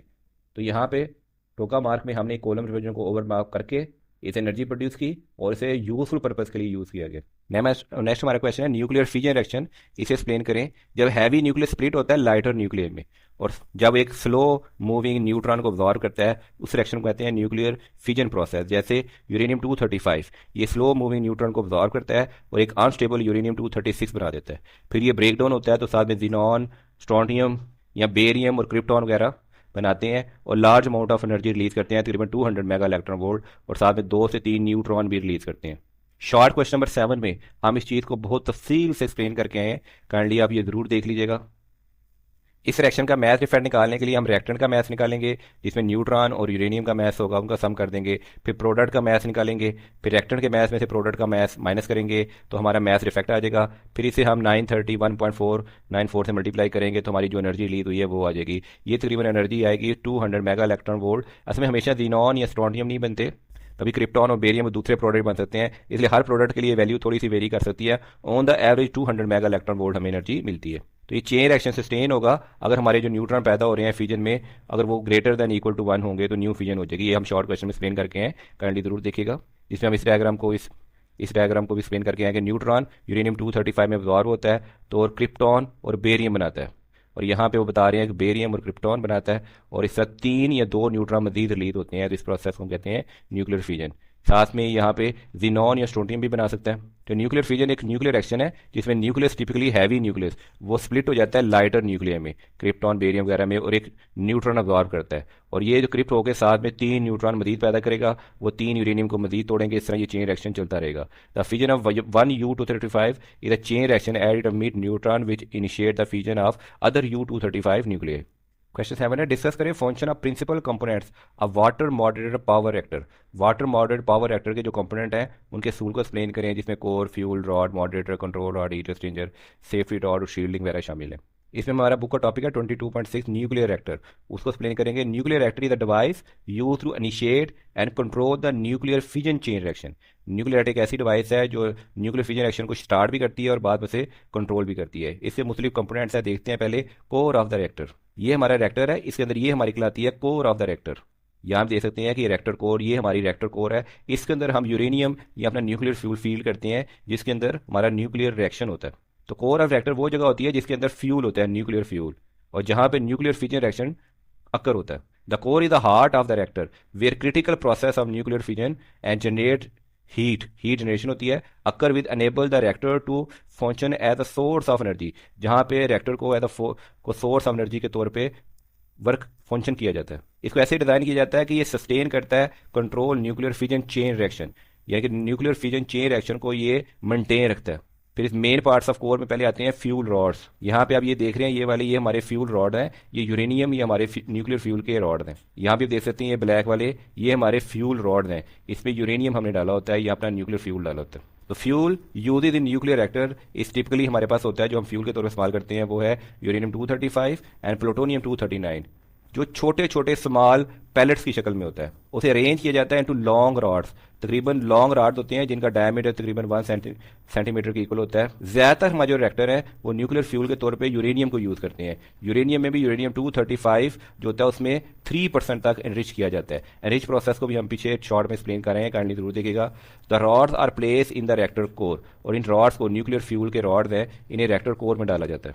देखें, फ्यूल रॉड को रिएक्टर की कोर में डाला जाता है। तो हमारे पास एक कोर होती है जिसके अंदर फ्यूल रॉड होते हैं, वो साइड होती है फ्यूजन के लिए। फिर हमारे फ्यूल रॉड होते हैं जिसमें रिच यूरेनियम डाइऑक्साइड के पैलेट्स होते हैं। इसमें यूरेनियम डाइऑक्साइड की जो रिचमेंट कितनी होती है 3 to 5% हम U235 एनरिच करते हैं। नेक्स्ट हमारे पास है कंट्रोल रॉड। कंट्रोल रॉड को हम सेफ्टी रॉड भी कहते हैं, बहुत इंपॉर्टेंट रोल प्ले करते हैं इन द न्यूक्लियर रिएक्टर। ये यूज होते हैं control the extend of the reaction, do not allow the fuel to react at once. ये रिएक्शन को कंट्रोल करते हैं, वो तमाम फ्यूल को एक ही टाइम में रिएक्ट करने से रोक लेते हैं। दे मेड ऑफ मटेरियल, ये बने होते हैं ब्रॉन के, कैडमियम के, और ये एक्सेस न्यूट्रॉन जो है उनको अब्जॉर्ब करते हैं ताकि हमारा चेन रिएक्शन होता रहे, सस्टेन क्रिटिकल चेन रिएक्शन होता है, एक एटम कम की तरह का रिएक्शन ना हो। These rod control the fission reaction, ये रॉड फिजन रिएक्शन को कंट्रोल करते हैं by absorbing the some of neutron, जो हमारे एसेस न्यूट्रॉन है जो हमें नहीं चाहिए उनको ये अब्जॉर्ब कर लेते हैं, and prevent them from causing additional fission reaction, और उनको फर्दर फिजन रिएक्शन नहीं करने देते। For the output of reactor to be constant only one neutron, सिर्फ एक न्यूट्रॉन फॉर्म होता है। Each event should process further fission, सिर्फ एक न्यूट्रॉन ही फर्दर फिजन रिएक्शन करता है। जैसे हम शॉर्ट क्वेश्चन नंबर 7 में एक्सप्लेन करके आए थे कि हमारा जो कंट्रोल फिजन रिएक्शन होता है उसमें 3 अगर न्यूट्रॉन आए हैं तो एक्स्ट्रा दो न्यूट्रॉन को हम अब्जॉर्ब कर लेते हैं। ये अब्जॉर्ब करने का जो काम है, जो एक्स्ट्रा न्यूट्रॉन को, ये हमारे कंट्रोल रॉड कर रहे होते हैं, और वो सिर्फ एक ही न्यूट्रॉन को आगे जाने देते हैं कि एट अ टाइम एक न्यूट्रॉन ही पैदा हो और एक ही न्यूक्लियस को तोड़े। जो एक्स्ट्रा न्यूट्रॉन है वो ये कंट्रोल रॉड अब्जॉर्ब कर लेते हैं। इन कंट्रोल रॉड को कोर के अंदर इन और आउट मूव किया जा सकता है। जैसे ये देखें, अगर कंट्रोल रॉड को हम कोर के अंदर डाल देंगे तो रिएक्शन हमारा स्लो हो जाएगा, और अगर कंट्रोल रॉड को हम कोर से बाहर निकाल देंगे तो न्यूट्रॉन अब्जॉर्प्शन कम हो जाएगी, तो रिएक्शन स्पीड अप हो जाएगा। इस तरह कंट्रोल रॉड की मदद से हम रिएक्शन को स्लो या फास्ट या सस्टेन या मेंटेन कर सकते हैं। फिर हमारा अगला है moderator, material that slow down the neutron. क्यों न्यूक्लियर फिजन रिएक्शन में जो न्यूट्रॉन पैदा होते हैं वो बहुत फास्ट न्यूट्रॉन होते हैं, उनसे फिजन नहीं होती। तो मॉडरेटर मटेरियल क्या होते हैं, न्यूट्रॉन को स्लो कर देते हैं। तो न्यूट्रॉन को कितना स्लो कर देते हैं, 0.025 इलेक्ट्रॉन वोल्ट तक स्लो कर लेते हैं। इतने स्लो न्यूट्रॉन यूज होते हैं fission in of the uranium, क्योंकि न्यूट्रॉन जो मिट होते हैं फिजन रिएक्शन से वो बहुत ही फास्ट होते हैं, वो बहुत हाई एनर्जी होती है उनकी रेंज मेगा इलेक्ट्रॉन वोल्ट में होते हैं, which are not required for fission. क्योंकि मेगा इलेक्ट्रॉन वोल्ट में जो न्यूट्रॉन होते हैं वो फिजन नहीं करते, वो स्कैटरिंग कर देते हैं, वो न्यूक्लियस में अब्जॉर्ब नहीं होते। देखिए, अगर ये न्यूट्रॉन बहुत हाई एनर्जी का होगा तो ये जाएगा और इसमें अब्जॉर्ब नहीं होगा, टकरा के वापस आ जाएगा। ये हमारा न्यूट्रॉन ऐसे जाएगा, टकराएगा और वापस आ जाएगा। लेकिन मॉडरेटर इसकी एनर्जी को स्लो कर देते हैं, जिसकी वजह से जाके न्यूक्लियस में अब्जॉर्ब होता है, इसको अनस्टेबल करता है, और जिसकी वजह से फिजन रिएक्शन अकर होता है। हमारे आमतौर में न्यूक्लियर रिएक्टर में जो मॉडरेटर है वो हमारा पानी होता है, H2O। इसमें जो कूलेंट यूज कर रहे होते हैं ये नॉर्मली वाटर ही होता है एज H2O, और वाटर ही एज अ मॉडरेटर यूज हो रहा होता है। तो कॉमनली यूज मटेरियल है जो मॉडरेटर के लिए यूज होता है पानी है, या कुछ रिएक्टर में हम ग्रेफाइट को भी यूज करते हैं न्यूट्रॉन को स्लो डाउन करने के लिए for the fission process. Slowing down the neutron make them more likely to cause additional fission. उसके बाद जो हीट प्रोड्यूस हो रही होती है उसको अब्जॉर्ब करने के लिए हमारे पास कूलेंट होना चाहिए। यहाँ पे हमारे पास फिजन रिएक्शन से जो हीट पैदा हो रही है उसको हीट को अब्जॉर्ब करने के लिए यहाँ से कूलेंट आता है। कूलेंट इस हीट को अब्जॉर्ब करता है और आगे चला जाता है।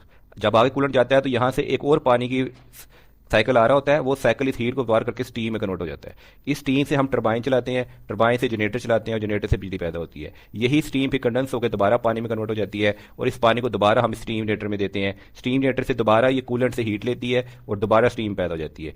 ये कूलेंट अपनी हीट देने के बाद दोबारा रिएक्टर में चला जाता है, वहां से हीट लेता है और दोबारा फिर यहाँ पे हीट देता है और फिर यहाँ पे दोबारा लेता है। इस तरह ये ग्रीन वाला हमारा कूलेंट है, ये यहाँ पे हीट ले रहा है, हीट ले गए यहाँ पे ब्लू वाले वाटर को अपनी हीट दे रहा है और फिर वापस आ रहा है। और ब्लू वाला वाटर जो है ये वाटर स्टीम में कन्वर्ट हो जाता है, स्टीम से टरबाइन और जनरेटर चला के बिजली पैदा करते हैं। ये स्टीम दोबारा कंडेंस होकर दोबारा स्टीम जनरेटर में आ जाती है। ये हमारा स्टीम जनरेटर है जहाँ पे कूलेंट अपनी हीट एक्सचेंज कर रहा होता है और स्टीम जनरेट कर रहा होता है। इसलिए जो पानी हमारे न्यूक्लियर कोर से हीट ले रहा होता है उसको हम कहते हैं कूलेंट।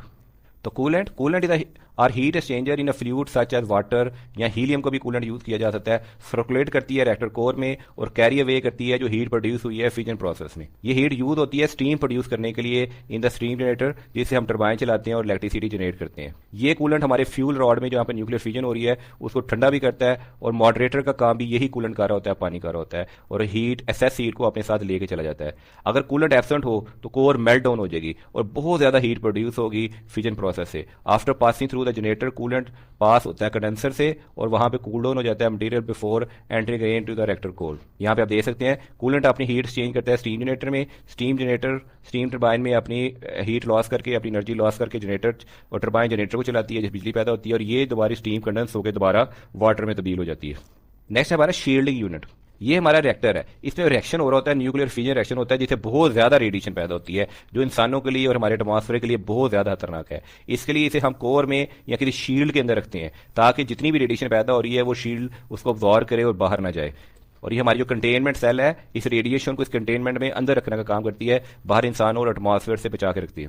तो shielding unit by product of fission reaction क्या होता है, ये स्ट्रॉन्ग रेडिएशन होती है, एनर्जेटिक पार्टिकल होते हैं जो बहुत ज्यादा हार्मफुल होते हैं इंसानों के लिए और एटमॉस्फेयर के लिए। तो ह्यूमन बीइंग को और एटमॉस्फेयर को सेव रखने के लिए हम शील्ड यूज करते हैं, दो रेडिएशन और हाई एनर्जी पार्टिकल से शील्डिंग करते हैं with a reactor such as they would not release into the atmosphere, ताकि रेडिएशन और हाई एनर्जी पार्टिकल है वो एटमॉस्फेयर में ना रिलीज हो। इस पर्पज के लिए हम बहुत मोटी दीवार कंक्रीट की बनाते हैं, जिसे ये आप देख सकते हैं बहुत मोटी कंक्रीट की दीवार बनाई गई है जो रिएक्शन पार्टिकल, एनर्जेटिक पार्टिकल और रेडिएशन को बाहर जाने से रोकती है। कंक्रीट की और दूसरे मटेरियल की बनाई जाती है, वो सराउंड करती है रिएक्टर वेसल को और प्रोटेक्ट करती है वर्कर्स को, एनवायरमेंट को from the radiation emitted by the reactor. अब हाईलाइट देख देते हैं कोल, फ्यूल रॉड, फिर मॉडरेटर जो वाटर है न्यूट्रॉन को स्लो डाउन कर देता है, उसे थर्मल एनर्जी में कन्वर्ट कर देता है। फिर कंट्रोल रॉड है, ये ब्रोम और कैडमियम के बने होते हैं, ये अब्जॉर्ब करते हैं न्यूट्रॉन को और रेगुलेट करते हैं रिएक्शन रेट को। फिर हीट एक्सचेंजर है जो ट्रांसफर करते हैं heat from the primary coolant to steam generator. उसके बाद सेफ्टी रॉड, कंट्रोल रॉड, ये इमरजेंसी शटडाउन के लिए भी यूज होते हैं, ये तमाम न्यूट्रॉन को अब्जॉर्ब कर लेते हैं। अगर देखा जाए तो अगर आपने इसको इमरजेंसी शटडाउन करना है तो तमाम कंट्रोल रॉड को इसके अंदर फेंक देंगे, वो तमाम न्यूट्रॉन अब्जॉर्ब कर लेंगे, वो तमाम न्यूट्रॉन यहाँ पे अब्जॉर्ब कर लेंगे यहाँ पे और हमारा जो रिएक्टर है वो शट डाउन हो जाएगा। तो कंट्रोल रॉड को कंप्लीटली इंसर्ट कर दिया जाए तो रिएक्टर को बंद किया जा सकता है। फिर शील्डिंग है जो ब्लॉक करती है गैमा रेडिएशन को, न्यूट्रॉन को, हाई एनर्जी पार्टिकल्स को, रेडिएशन को और वर्कर इंसानों और एटमॉस्फेयर को बचाती है। तो प्रेशराइज वाटर रिएक्टर PWR ये यूज होता है high pressure water as a moderator and coolant. Question number 8 है explain the exponential nature of radioactive decay. तो इसके लिए डिके लॉ देते हैं, decay rate proportional to remaining nuclei, rate of change of N with respect to time, यानी कि decay rate proportional remaining nuclei is equal to होंगे minus lambda N के, delta N और delta T is equal to minus lambda N. Solution देखते हैं कि N जो हमारे मौजूदा रेडियोएक्टिव न्यूक्लियाई वो है एन नॉट इनिशियल और ई की पावर माइनस लैम्डा टी, इसमें लैम्डा जो है वो डिके कांस्टेंट की इक्वल है और हाफ लाइफ का फार्मूला होता है ln2 बाई लैम्डा। तो हाफ लाइफ कहलाता है time for the half of the nuclei to decay, जिसमें आधे न्यूक्लियाई डिके हो जाते हैं, उसको हाफ लाइफ टाइम कहते हैं। जैसे इनिशियली वो 64 थे तो एक हाफ लाइफ के बाद वो रह जाएंगे 32, दो हाफ लाइफ के बाद रह जाएंगे 16, तीन हाफ लाइफ के बाद 8, फिर अगली हाफ लाइफ के बाद 4 एंड सो ऑन। यहाँ पे देख सकते हैं अगर इनिशियल 200 थे तो हमारी हाफ लाइफ अगर थी 5 तो एक हाफ लाइफ के बाद रह जाएंगे 100, दो हाफ लाइफ के बाद रह जाएंगे 50, तीन हाफ लाइफ के बाद रह जाएंगे 25 एंड सो ऑन। यहाँ पे देख सकते हैं इनिशियल n थे तो एक हाफ लाइफ के बाद n/2, दो हाफ लाइफ के बाद n/4 और तीन हाफ लाइफ के बाद n/8। इसे कहते हैं radioactive decay and half life. Half life के बाद हमारे जो सैंपल है वो हर हाफ लाइफ के बाद आधा रह जाता है और रेडियोएक्टिविटी कम हो जाती है। एग्जाम्पल ले लेते हैं कार्बन 14 की। कार्बन 14 की हाफ लाइफ है 5730 साल। तो आफ्टर 11,460 ईयर्स के बाद वो n/4 रह जाएंगे, क्योंकि दो हाफ लाइफ गुजर चुकी होंगी तो ये 4 टाइम कम हो चुकेंगे, पहले हाफ फिर एक और हाफ, तो इनिशियल के 4 टाइम कम हो जाएंगे। तो डिके जो रैंडम होता है और साथ में ये इरिवर्सिबल होता है। इसमें हम बुक का topic 22.4.2 relation between decay constant और हाफ लाइफ ये भी एक्सप्लेन कर सकते हैं। साथ में ग्राफ भी बना सकते हैं जो हमने एक्सप्लेन किया है कि हर हाफ लाइफ के बाद वो हाफ रह जाएंगे। यहाँ पे आप इस हाफ ग्राफ को एक्सप्लेन कर सकते हैं। साथ में आप n is equal to N naught e power minus lambda T ये एक्सप्लेन कर सकते हैं, जिसे time half life time ln2 by lambda या t half is equal to 0.693 over lambda ये ड्राइव कर सकते हैं। और साथ में थोड़ी सी थ्री लिख सकते हैं आप। 9 है एक्सप्लेन करें एनिलेशन रिएक्शन इन डिटेल। जब पार्टिकल और एंटी पार्टिकल आपस में मिलते हैं, एनिलेट करते हैं, वो तमाम का तमाम मैस एनर्जी में कन्वर्ट हो जाता है। पार्टिकल एंटी पार्टिकल जब एनर्जी में कन्वर्ट हो जाते हैं तो इस प्रोसेस को हम कहते हैं एनिलेशन प्रोसेस, जिसमें इलेक्ट्रॉन पॉजिट्रॉन, जब इलेक्ट्रॉन और एक पॉजिट्रॉन आपस में रिलेट करेंगे तो दो गैमा रेज बनाएंगे। तो 2mc², 2 और mc² की वैल्यू होती है इलेक्ट्रॉन प्रोटॉन के लिए 0.511, ये कन्वर्ट हो जाएगी 1.022 मेगा इलेक्ट्रॉन वोल्ट में। और एक गैमा की एनर्जी होगी 0.511 मेगा इलेक्ट्रॉन वोल्ट, और ये मिट होंगे 180 degree from the momentum conserve. ये दोनों 180 डिग्री अपार्ट की तरफ जाएंगे और तमाम मोमेंटम को कंजर्व करेंगे। यहाँ पे डायग्राम दे सकते हैं, पॉजिट्रॉन और इलेक्ट्रॉन आते हैं तो 180 डिग्री अपोजिट डायरेक्शन में जाते हैं। इस प्रोसेस को कहते हैं पेयर एनिलेशन। इसमें बुक का टॉपिक 21.5 एक्सप्लेन कर सकते हैं। यहाँ भी दे सकते हैं इलेक्ट्रॉन और पॉजिट्रॉन आए हैं, एनिलेशन हुई है और दो गैमा रेज पैदा हुए हैं। यहाँ प्रोटॉन और एंटी प्रोटॉन की भी एनिलेशन होती है और दो हैवी गैमा एनर्जी पैदा होते हैं। और इसकी मैथमेटिकल इक्वेशन लिख सकते हैं 2m0c² plus kinetic energy of electron kinetic energy positron, ये कन्वर्ट हो जाएगी एनर्जी ऑफ 2 गैमा फोटॉन। और ये टॉपिक आप लिख सकते हैं थोड़ी अपनी बॉडी में कि इलेक्ट्रॉन पॉजिट्रॉन रिलेट हुए हैं, दो गैमा टेरिटरी पैदा हुए हैं, उनकी एनर्जी इस फार्मूले के इक्वल है, जिसमें आइंस्टाइन ने आइडिया दिया था अबाउट मैस और रेस्ट एनर्जी का। इसमें इलेक्ट्रॉन और पॉजिट्रॉन की रिलेशन, प्रोटॉन और एंटी प्रोटॉन की रिलेशन अपना बुक का टॉपिक 22.7 ये भी एक्सप्लेन कर सकते हैं। और साथ में थोड़ी वैल्यू लिख के आप इसे एक्सप्लेन भी कर सकते हैं। हमारा क्वेश्चन 10 है, इलस्ट्रेट करें पीईटी स्कैन वर्क। कैसे पीईटी स्कैन वर्क काम करता है? इसका प्रोसीजर है कि ट्रेसर को इंजेक्ट किया जाता है, tracer injection. Administrator 18F FGTT जिसे कहते हैं फ्लोरो डी ऑक्सी ग्लूकोज, इसको इंजेक्ट किया जाता है। फिर positron emission, F9 atomic number 18 atomic mass से कन्वर्ट हो जाता है ऑक्सीजन 18 में, और साथ में एक पॉजिट्रॉन और एक न्यूट्रिनो एमिट होता है।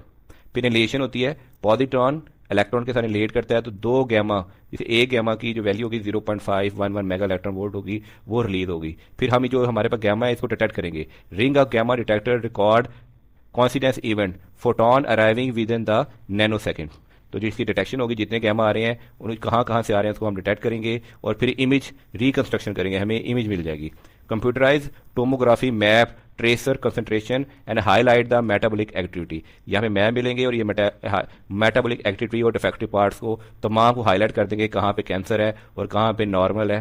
Detects biochemical process not just anatomy, ये बायोकेमिकल प्रोसेस को भी डिटेक्ट करेंगे, ना सिर्फ एक तस्वीर देंगे एनाटॉमी देंगे बल्कि बायोकेमिकल प्रोसेस को भी ये डिटेक्ट करेंगे और बता देंगे कि हमारी बॉडी के किस पार्ट में कैंसर है। यहाँ आप देख सकते हैं कि एक इलेक्ट्रॉन और पॉजिट्रॉन जो हमारे इस रिएक्शन में F18 जो ऑक्सीजन 18 में इसकी वजह से पॉजिट्रॉन मिला था, वो पॉजिट्रॉन जो है वो इलेक्ट्रॉन के साथ रिलेट होगा तो दो फोटॉन पैदा होंगे, दोनों फोटॉन यहाँ पे डिटेक्ट हो जाएंगे। तो photo detector by PET camera, ये दोनों फोटोन को डिटेक्ट किया जाएगा और 3D इमेज पैदा हो सकती है और ऑक्यूपेंसी डाटा मिल सकता है। हम पॉजिट्रॉन को कार्बन 11 की रेडियोएक्टिव डिके से भी पैदा कर सकते हैं और इसकी फिर हम डिटेक्टर से हम 3D इमेज ले सकते हैं और हमारे मेटाबॉलिक एक्टिविटी को भी देख सकते हैं, कहाँ कैंसर है और कहाँ पे बिल्कुल प्रॉपर मेटाबॉलिक एक्टिविटी हो रही है। इसे प्रोसेस में बुक का टॉपिक पीईटी स्कैनर ये एक्सप्लेन कर सकते हैं, जिसमें बताया गया कि इंजेक्ट करेंगे पॉजिट्रॉन मीटिंग रेडियोएक्टिव, कोई ऐसा हम इंजेक्ट करेंगे जैसे कार्बन 11 को इंजेक्ट करेंगे जो पॉजिट्रॉन को मिट करेगा। ये ट्रेसर हमारा ट्रैवल करेगा ब्लड की स्ट्रीम में और कॉमुलेट हो जाएगा इन टिश्यू या organ which are under studies. जो ऑर्गन या टिश्यू हमें स्टडी करना है वहां पे जाके ये कॉमुलेट हो जाएगा। जो रेडियोएक्टिव न्यूक्लियाई है विद इन द ट्रेसर वो अंडो करेगा रेडियोएक्टिव डिके और वो अमिट करेगा पॉजिट्रॉन। जैसे हमने रेडियोएक्टिव न्यूक्लियर कार्बन 11 डाला है वो फिर वो रेडियोएक्टिवली डिके करेगा और वो पॉजिट्रॉन को अमिट करेगा। जो पॉजिट्रॉन होगा और उसका antiparticle electron a same mass but opposite polarity, वो आपस में क्या करेंगे, आपस में एनिहिलेट होंगे।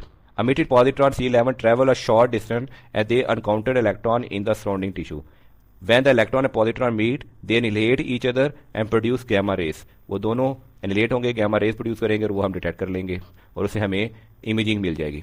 दोनों गैमा रेज जो रिजल्ट हुए हैं एनिलेशन में वो अपोजिट डायरेक्शन में ट्रैवल करेंगे। ये देखें दोनों गैमा रेज अपोजिट डायरेक्शन में ट्रैवल करेंगे। पीटी स्कैनर एक रिंग होता है, पूरा रिंग होता है डिटेक्टर का। यहाँ भी आप देख सकते हैं कि पूरा एक रिंग है डिटेक्टर का, यहाँ पे वो डिटेक्ट करेंगे गैमा रेडिएशन को। दी डिटेक्टर बहुत ज़्यादा सेंसिटिव होते हैं for gamma ray detection with gamma ray strike the detector they convert into the electrical signal. जैसे वो डिटेक्टर को गैमा रे स्ट्राइक करेंगे उसे इलेक्ट्रिकल सिग्नल में तब्दील करेंगे। This process this gamma ray photon escape the body and travel outside the body toward the ring detector. ये body से गैमा रे निकलेंगे और डिटेक्टर की तरफ जाएंगे। स्कैनर डिटेक्ट कर लेगा कि दोनों gamma rays 180 degree apart travel करेंगे। वो रिकॉर्ड करेगा उसका टाइम इंटरवल, उसका partial information. Detector signal are then process, उसको फिर हम डिटेक्टर सिग्नल को यहाँ पे हम कंप्यूटर में प्रोसेस करेंगे by the computer to determine the location of relation. उससे हमें पता चल जाएगा कि बॉडी के किस हिस्से में रिलेशन प्रोसेस हुआ है। और उसके बाद कंप्यूटर इमेजेस बनाएगा डिटेक्टर फोटोन की pair providing side into the body. The complete working diagram positron mission tomography scanner is shown in figure 22.23। Figure भी उन्होंने शो की हुई है 22.23। ये देखें यहाँ पे फिगर भी शो की गई है कि कैसे वो काम करते हैं। इस तरह एनिलेशन से जो दो अपोजिट प्रोटॉन पैदा हुए हैं, फोटोन पैदा हुए हैं, वो डिटेक्ट होंगे, उन पे प्रोसेस होगा तो हमें मेटाबॉलिक एक्टिविटी और कैंसर रीजन की तमाम डिटेल्स मिल जाएंगी। इस तरह पीईटी स्कैनिंग काम करता है। अब हम करेंगे न्यूमेरिकल प्रॉब्लम एक्सरसाइज के तमाम क्वेश्चन का सोल्यूशन। हमारा न्यूमेरिकल नंबर 1 है कि एक आइसोटोप था, उसकी हाफ लाइफ है 10 डेज। एक आइसोटोप है, उसकी टी हाफ है हमारे पास 10 डेज और इनिशियली उसके पास 5000 न्यूक्लिय है, यानी कि एन नॉट की वैल्यू 5000।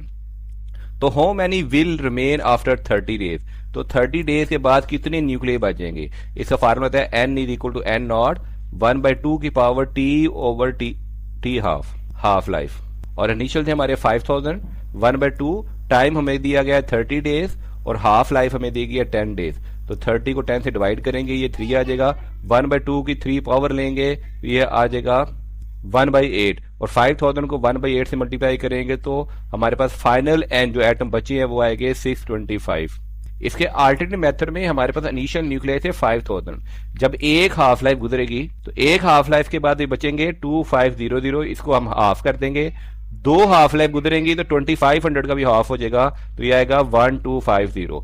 देखिए 30 डेज और हाफ लाइफ है 10, इसका मतलब टोटल हाफ लाइफ है 3। और जब तीसरी हाफ लाइफ गुजरेगी तो इसके भी हाफ हो जाएंगे, 1250 के भी हाफ हो जाएंगे। तो हमारा फाइनल आंसर आएगा 625। एक हाफ लाइफ के बाद 5000 के हाफ, दूसरी हाफ लाइफ के बाद 2500 के भी हाफ और फिर जो बचा तीसरी हाफ लाइफ के बाद उसके भी हाफ। और इस क्वेश्चन को आप 2 तरीके से सॉल्व कर सकते थे, दोनों से सेम आंसर आएगा। तो इस तरह हमारा क्वेश्चन ये 2 तरीकों से सॉल्व हो जाएगा।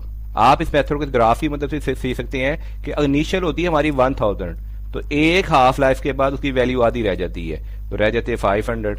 दूसरी हाफ लाइफ के बाद उसके भी आधी रह जाती हैं जैसे 250। तो थर्ड हाफ लाइफ के बाद उसके भी हाफ रह जाते हैं जैसे 125।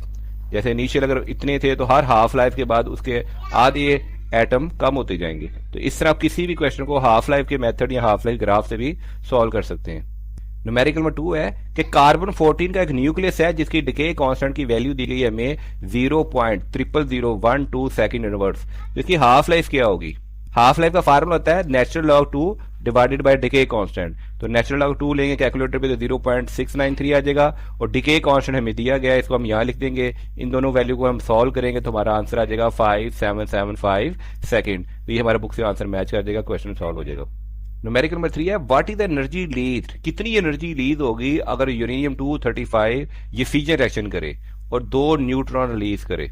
तो टिपिकली अगर U235 अगर फ्यूजन रिएक्शन करे तो पर U235 फ्यूजन में जो एनर्जी रिलीज होती है टिपिकली वो होती है 200 मेगा इलेक्ट्रॉन वोल्ट और 1 इलेक्ट्रॉन वोल्ट हमारा इक्वल होता है 1.602 इंटू 10 रेज पावर -19 जूल्स।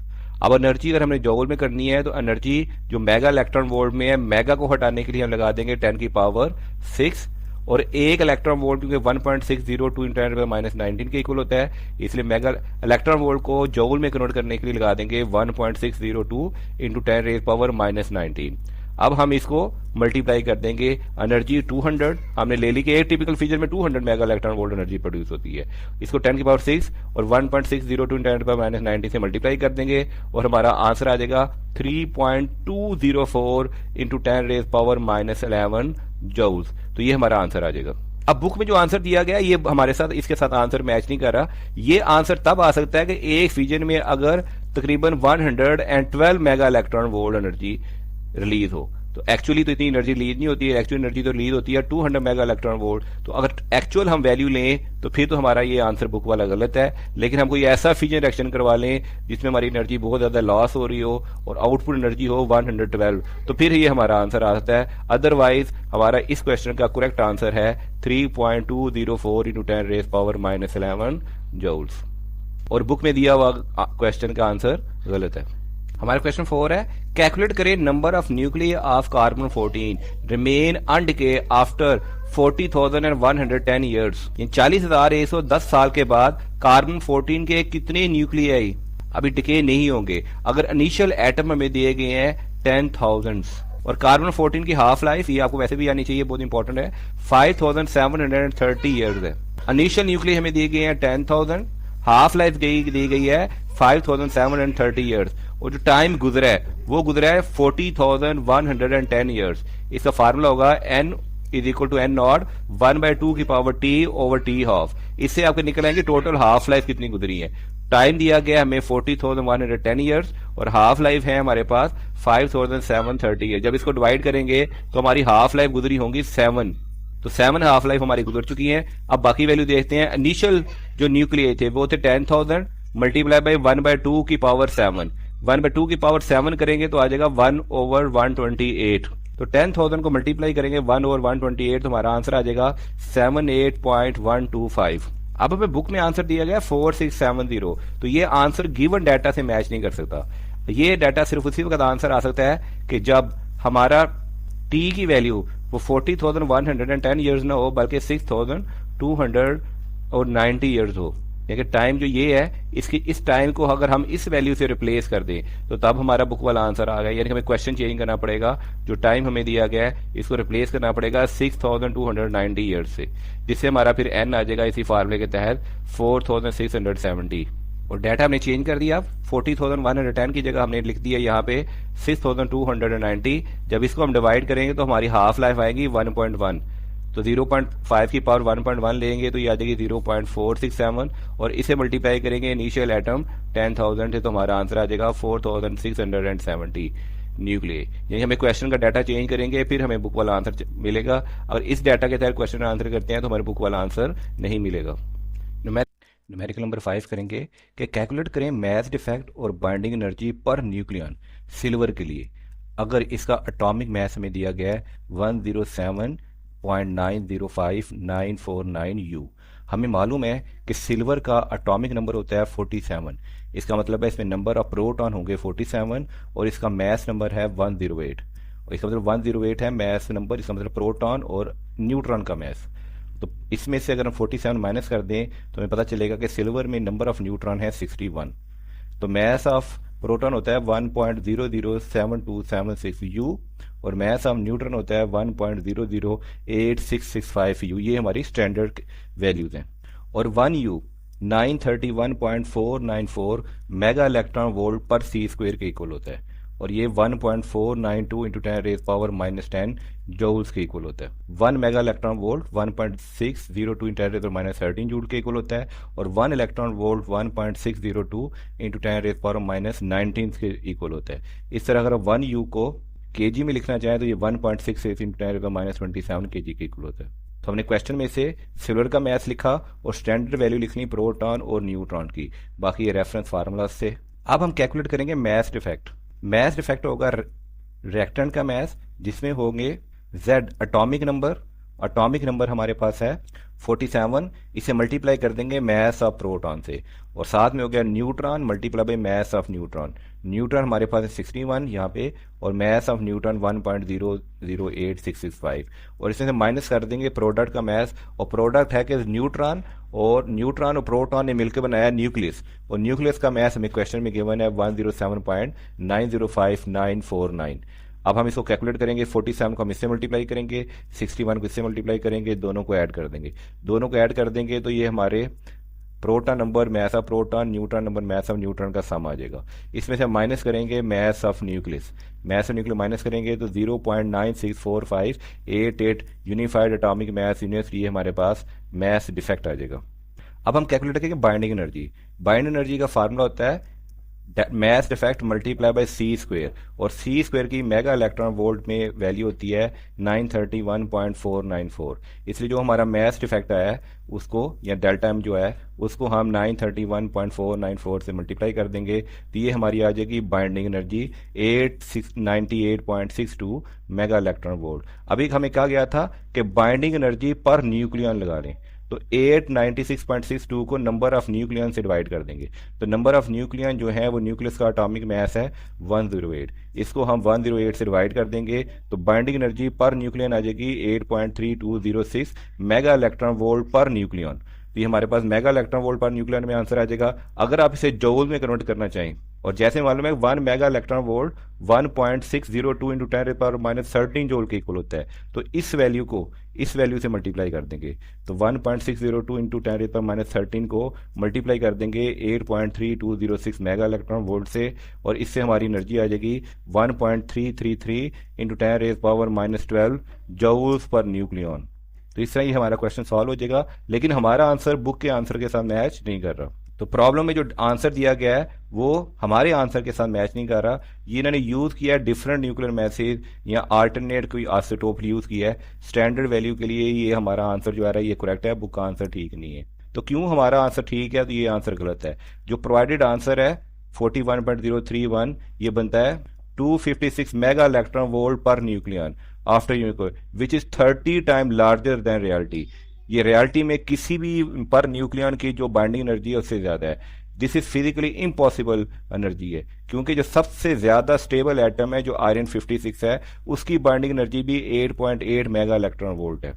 अगर हम अपना ग्राफ स्टडी करें तो इसमें रीजन का जो बहुत स्टेबल एटम है आज तक उसकी बाइंडिंग एनर्जी भी 8 और 9 के दरमियान है, जिसकी एग्जैक्ट वैल्यू है 8.8 मेगा इलेक्ट्रॉन वोल्ट। तो किसी भी एलिमेंट की binding energy 256 mega electron volt हो ही नहीं सकती, ये फिजिकली इम्पॉसिबल है। हमारे बुक का आंसर ही गलत है। आप इस ग्राफ से देख भी सकते हैं कि सबसे स्टेबल एटम हमारे पास आयरन है जिसकी बाइंडिंग एनर्जी 8.8 है, और हमारे पास दी हुई है बाइंडिंग एनर्जी आंसर में 256 mega electron volt per nucleon. Numerical 6 है, कैलकुलेट करें energy release in following reaction. ये में रिएक्शन दिया गया है जिसमें न्यूट्रॉन U238 को तोड़ के स्ट्रोंटियम और जिनॉन बना रहा है, 3 न्यूट्रॉन रिलीज हो रहे हैं, साथ में एनर्जी रिलीज हो रही है। क्वेश्चन में हमें स्टैंडर्ड मैथ्स नहीं दिए गए, इसलिए हम इसके जो स्टैंडर्ड मैथ्स है वो ले लेंगे। मैथ्स ऑफ न्यूट्रॉन स्टैंडर्ड ले लेंगे, यूरेनियम 238 का स्टैंडर्ड मैथ्स, स्ट्रोंडियम का स्टैंडर्ड मैथ, जिनॉन का स्टैंडर्ड मैथ्स ले लेंगे। अब हमने निकाली है energy, binding energy. Binding energy होती है डेल्टा एम सी स्क्वेयर, यानी कि डेल्टा एम निकालने के लिए mass of reactant minus mass of product, और उसे सी स्क्वेयर यानी कि 931.5 मेगा इलेक्ट्रॉन वोल्ट से हम मल्टीप्लाई कर देंगे तो हमारी क्यूब बाइंडिंग एनर्जी आ जाएगी। तो सबसे पहले हम निकालेंगे mass defect, mass of reactant minus mass of product. तो मास ऑफ रिएक्टेंट में है न्यूट्रॉन का मास और U238 का मास, जो हमने यहाँ पे डाटा में लिखा हुआ था स्टैंडर्ड वैल्यूज, इनको प्लस कर देंगे। फिर मास ऑफ प्रोडक्ट निकालेंगे जिसमें है स्ट्रोंटियम का मास, जिनॉन का मास और 3 न्यूट्रॉन का मास। स्ट्रोंटियम मास, जिनॉन का मास, ये स्टैंडर्ड वैल्यूज हमने यहाँ पे लिखी हैं, यहाँ पे डाल दी, और न्यूट्रॉन के मास को 3 से मल्टीप्लाई कर दिया। इसको सॉल्व करेंगे तो ये हमारे पास प्रोडक्ट का मास आ जाएगा। अब मास डिफेक्ट निकालेंगे, mass of reactant minus mass of product. तो रिएक्टेंट का मास लिखा हमने यहाँ से, प्रोडक्ट का मास लिखा, तो ये हमारे पास मास डिफेक्ट आ जाएगा 0.190068 U। अब मास डिफेक्ट को 931.94494 इस फार्मूले से हम कन्वर्ट करेंगे मेगा इलेक्ट्रॉन वोल्ट में। तो ये U यूनिफाइड एटॉमिक मास जो मैंने निकाला था इसको हमने 931 से मल्टीप्लाई कर दिया, तो ये बाइंडिंग एनर्जी आ गई हमारी मेगा इलेक्ट्रॉन वोल्ट। और मेगा इलेक्ट्रॉन वोल्ट को अगर आपने जूल में कन्वर्ट करना है तो फिर जैसे 1 mega electron volt is equal to 1.602 × 10⁻13 joule के इक्वल होता है, तो 1.602 × 10⁻13 जूल से मल्टीप्लाई करेंगे तो ये बाइंडिंग एनर्जी आपकी जूल्स में आ जाएगी 2.836 × 10⁻11 जूल्स। हमारा आंसर ये आया था, लेकिन याद रखें बुक का आंसर फिर हमारे साथ मैच नहीं कर रहा। ये मैथ बता रहा है कि स्पेसिफाई मैथ बस भी यील्ड इज नेगेटिव, यानी कि यील्ड जो है नेगेटिव है, कोई हैवियर प्रोडक्ट है। इस इक्वेशन के लिए ये आंसर नहीं आ सकता, हमारा आंसर इस इक्वेशन के लिए ठीक है। Thank you my friends.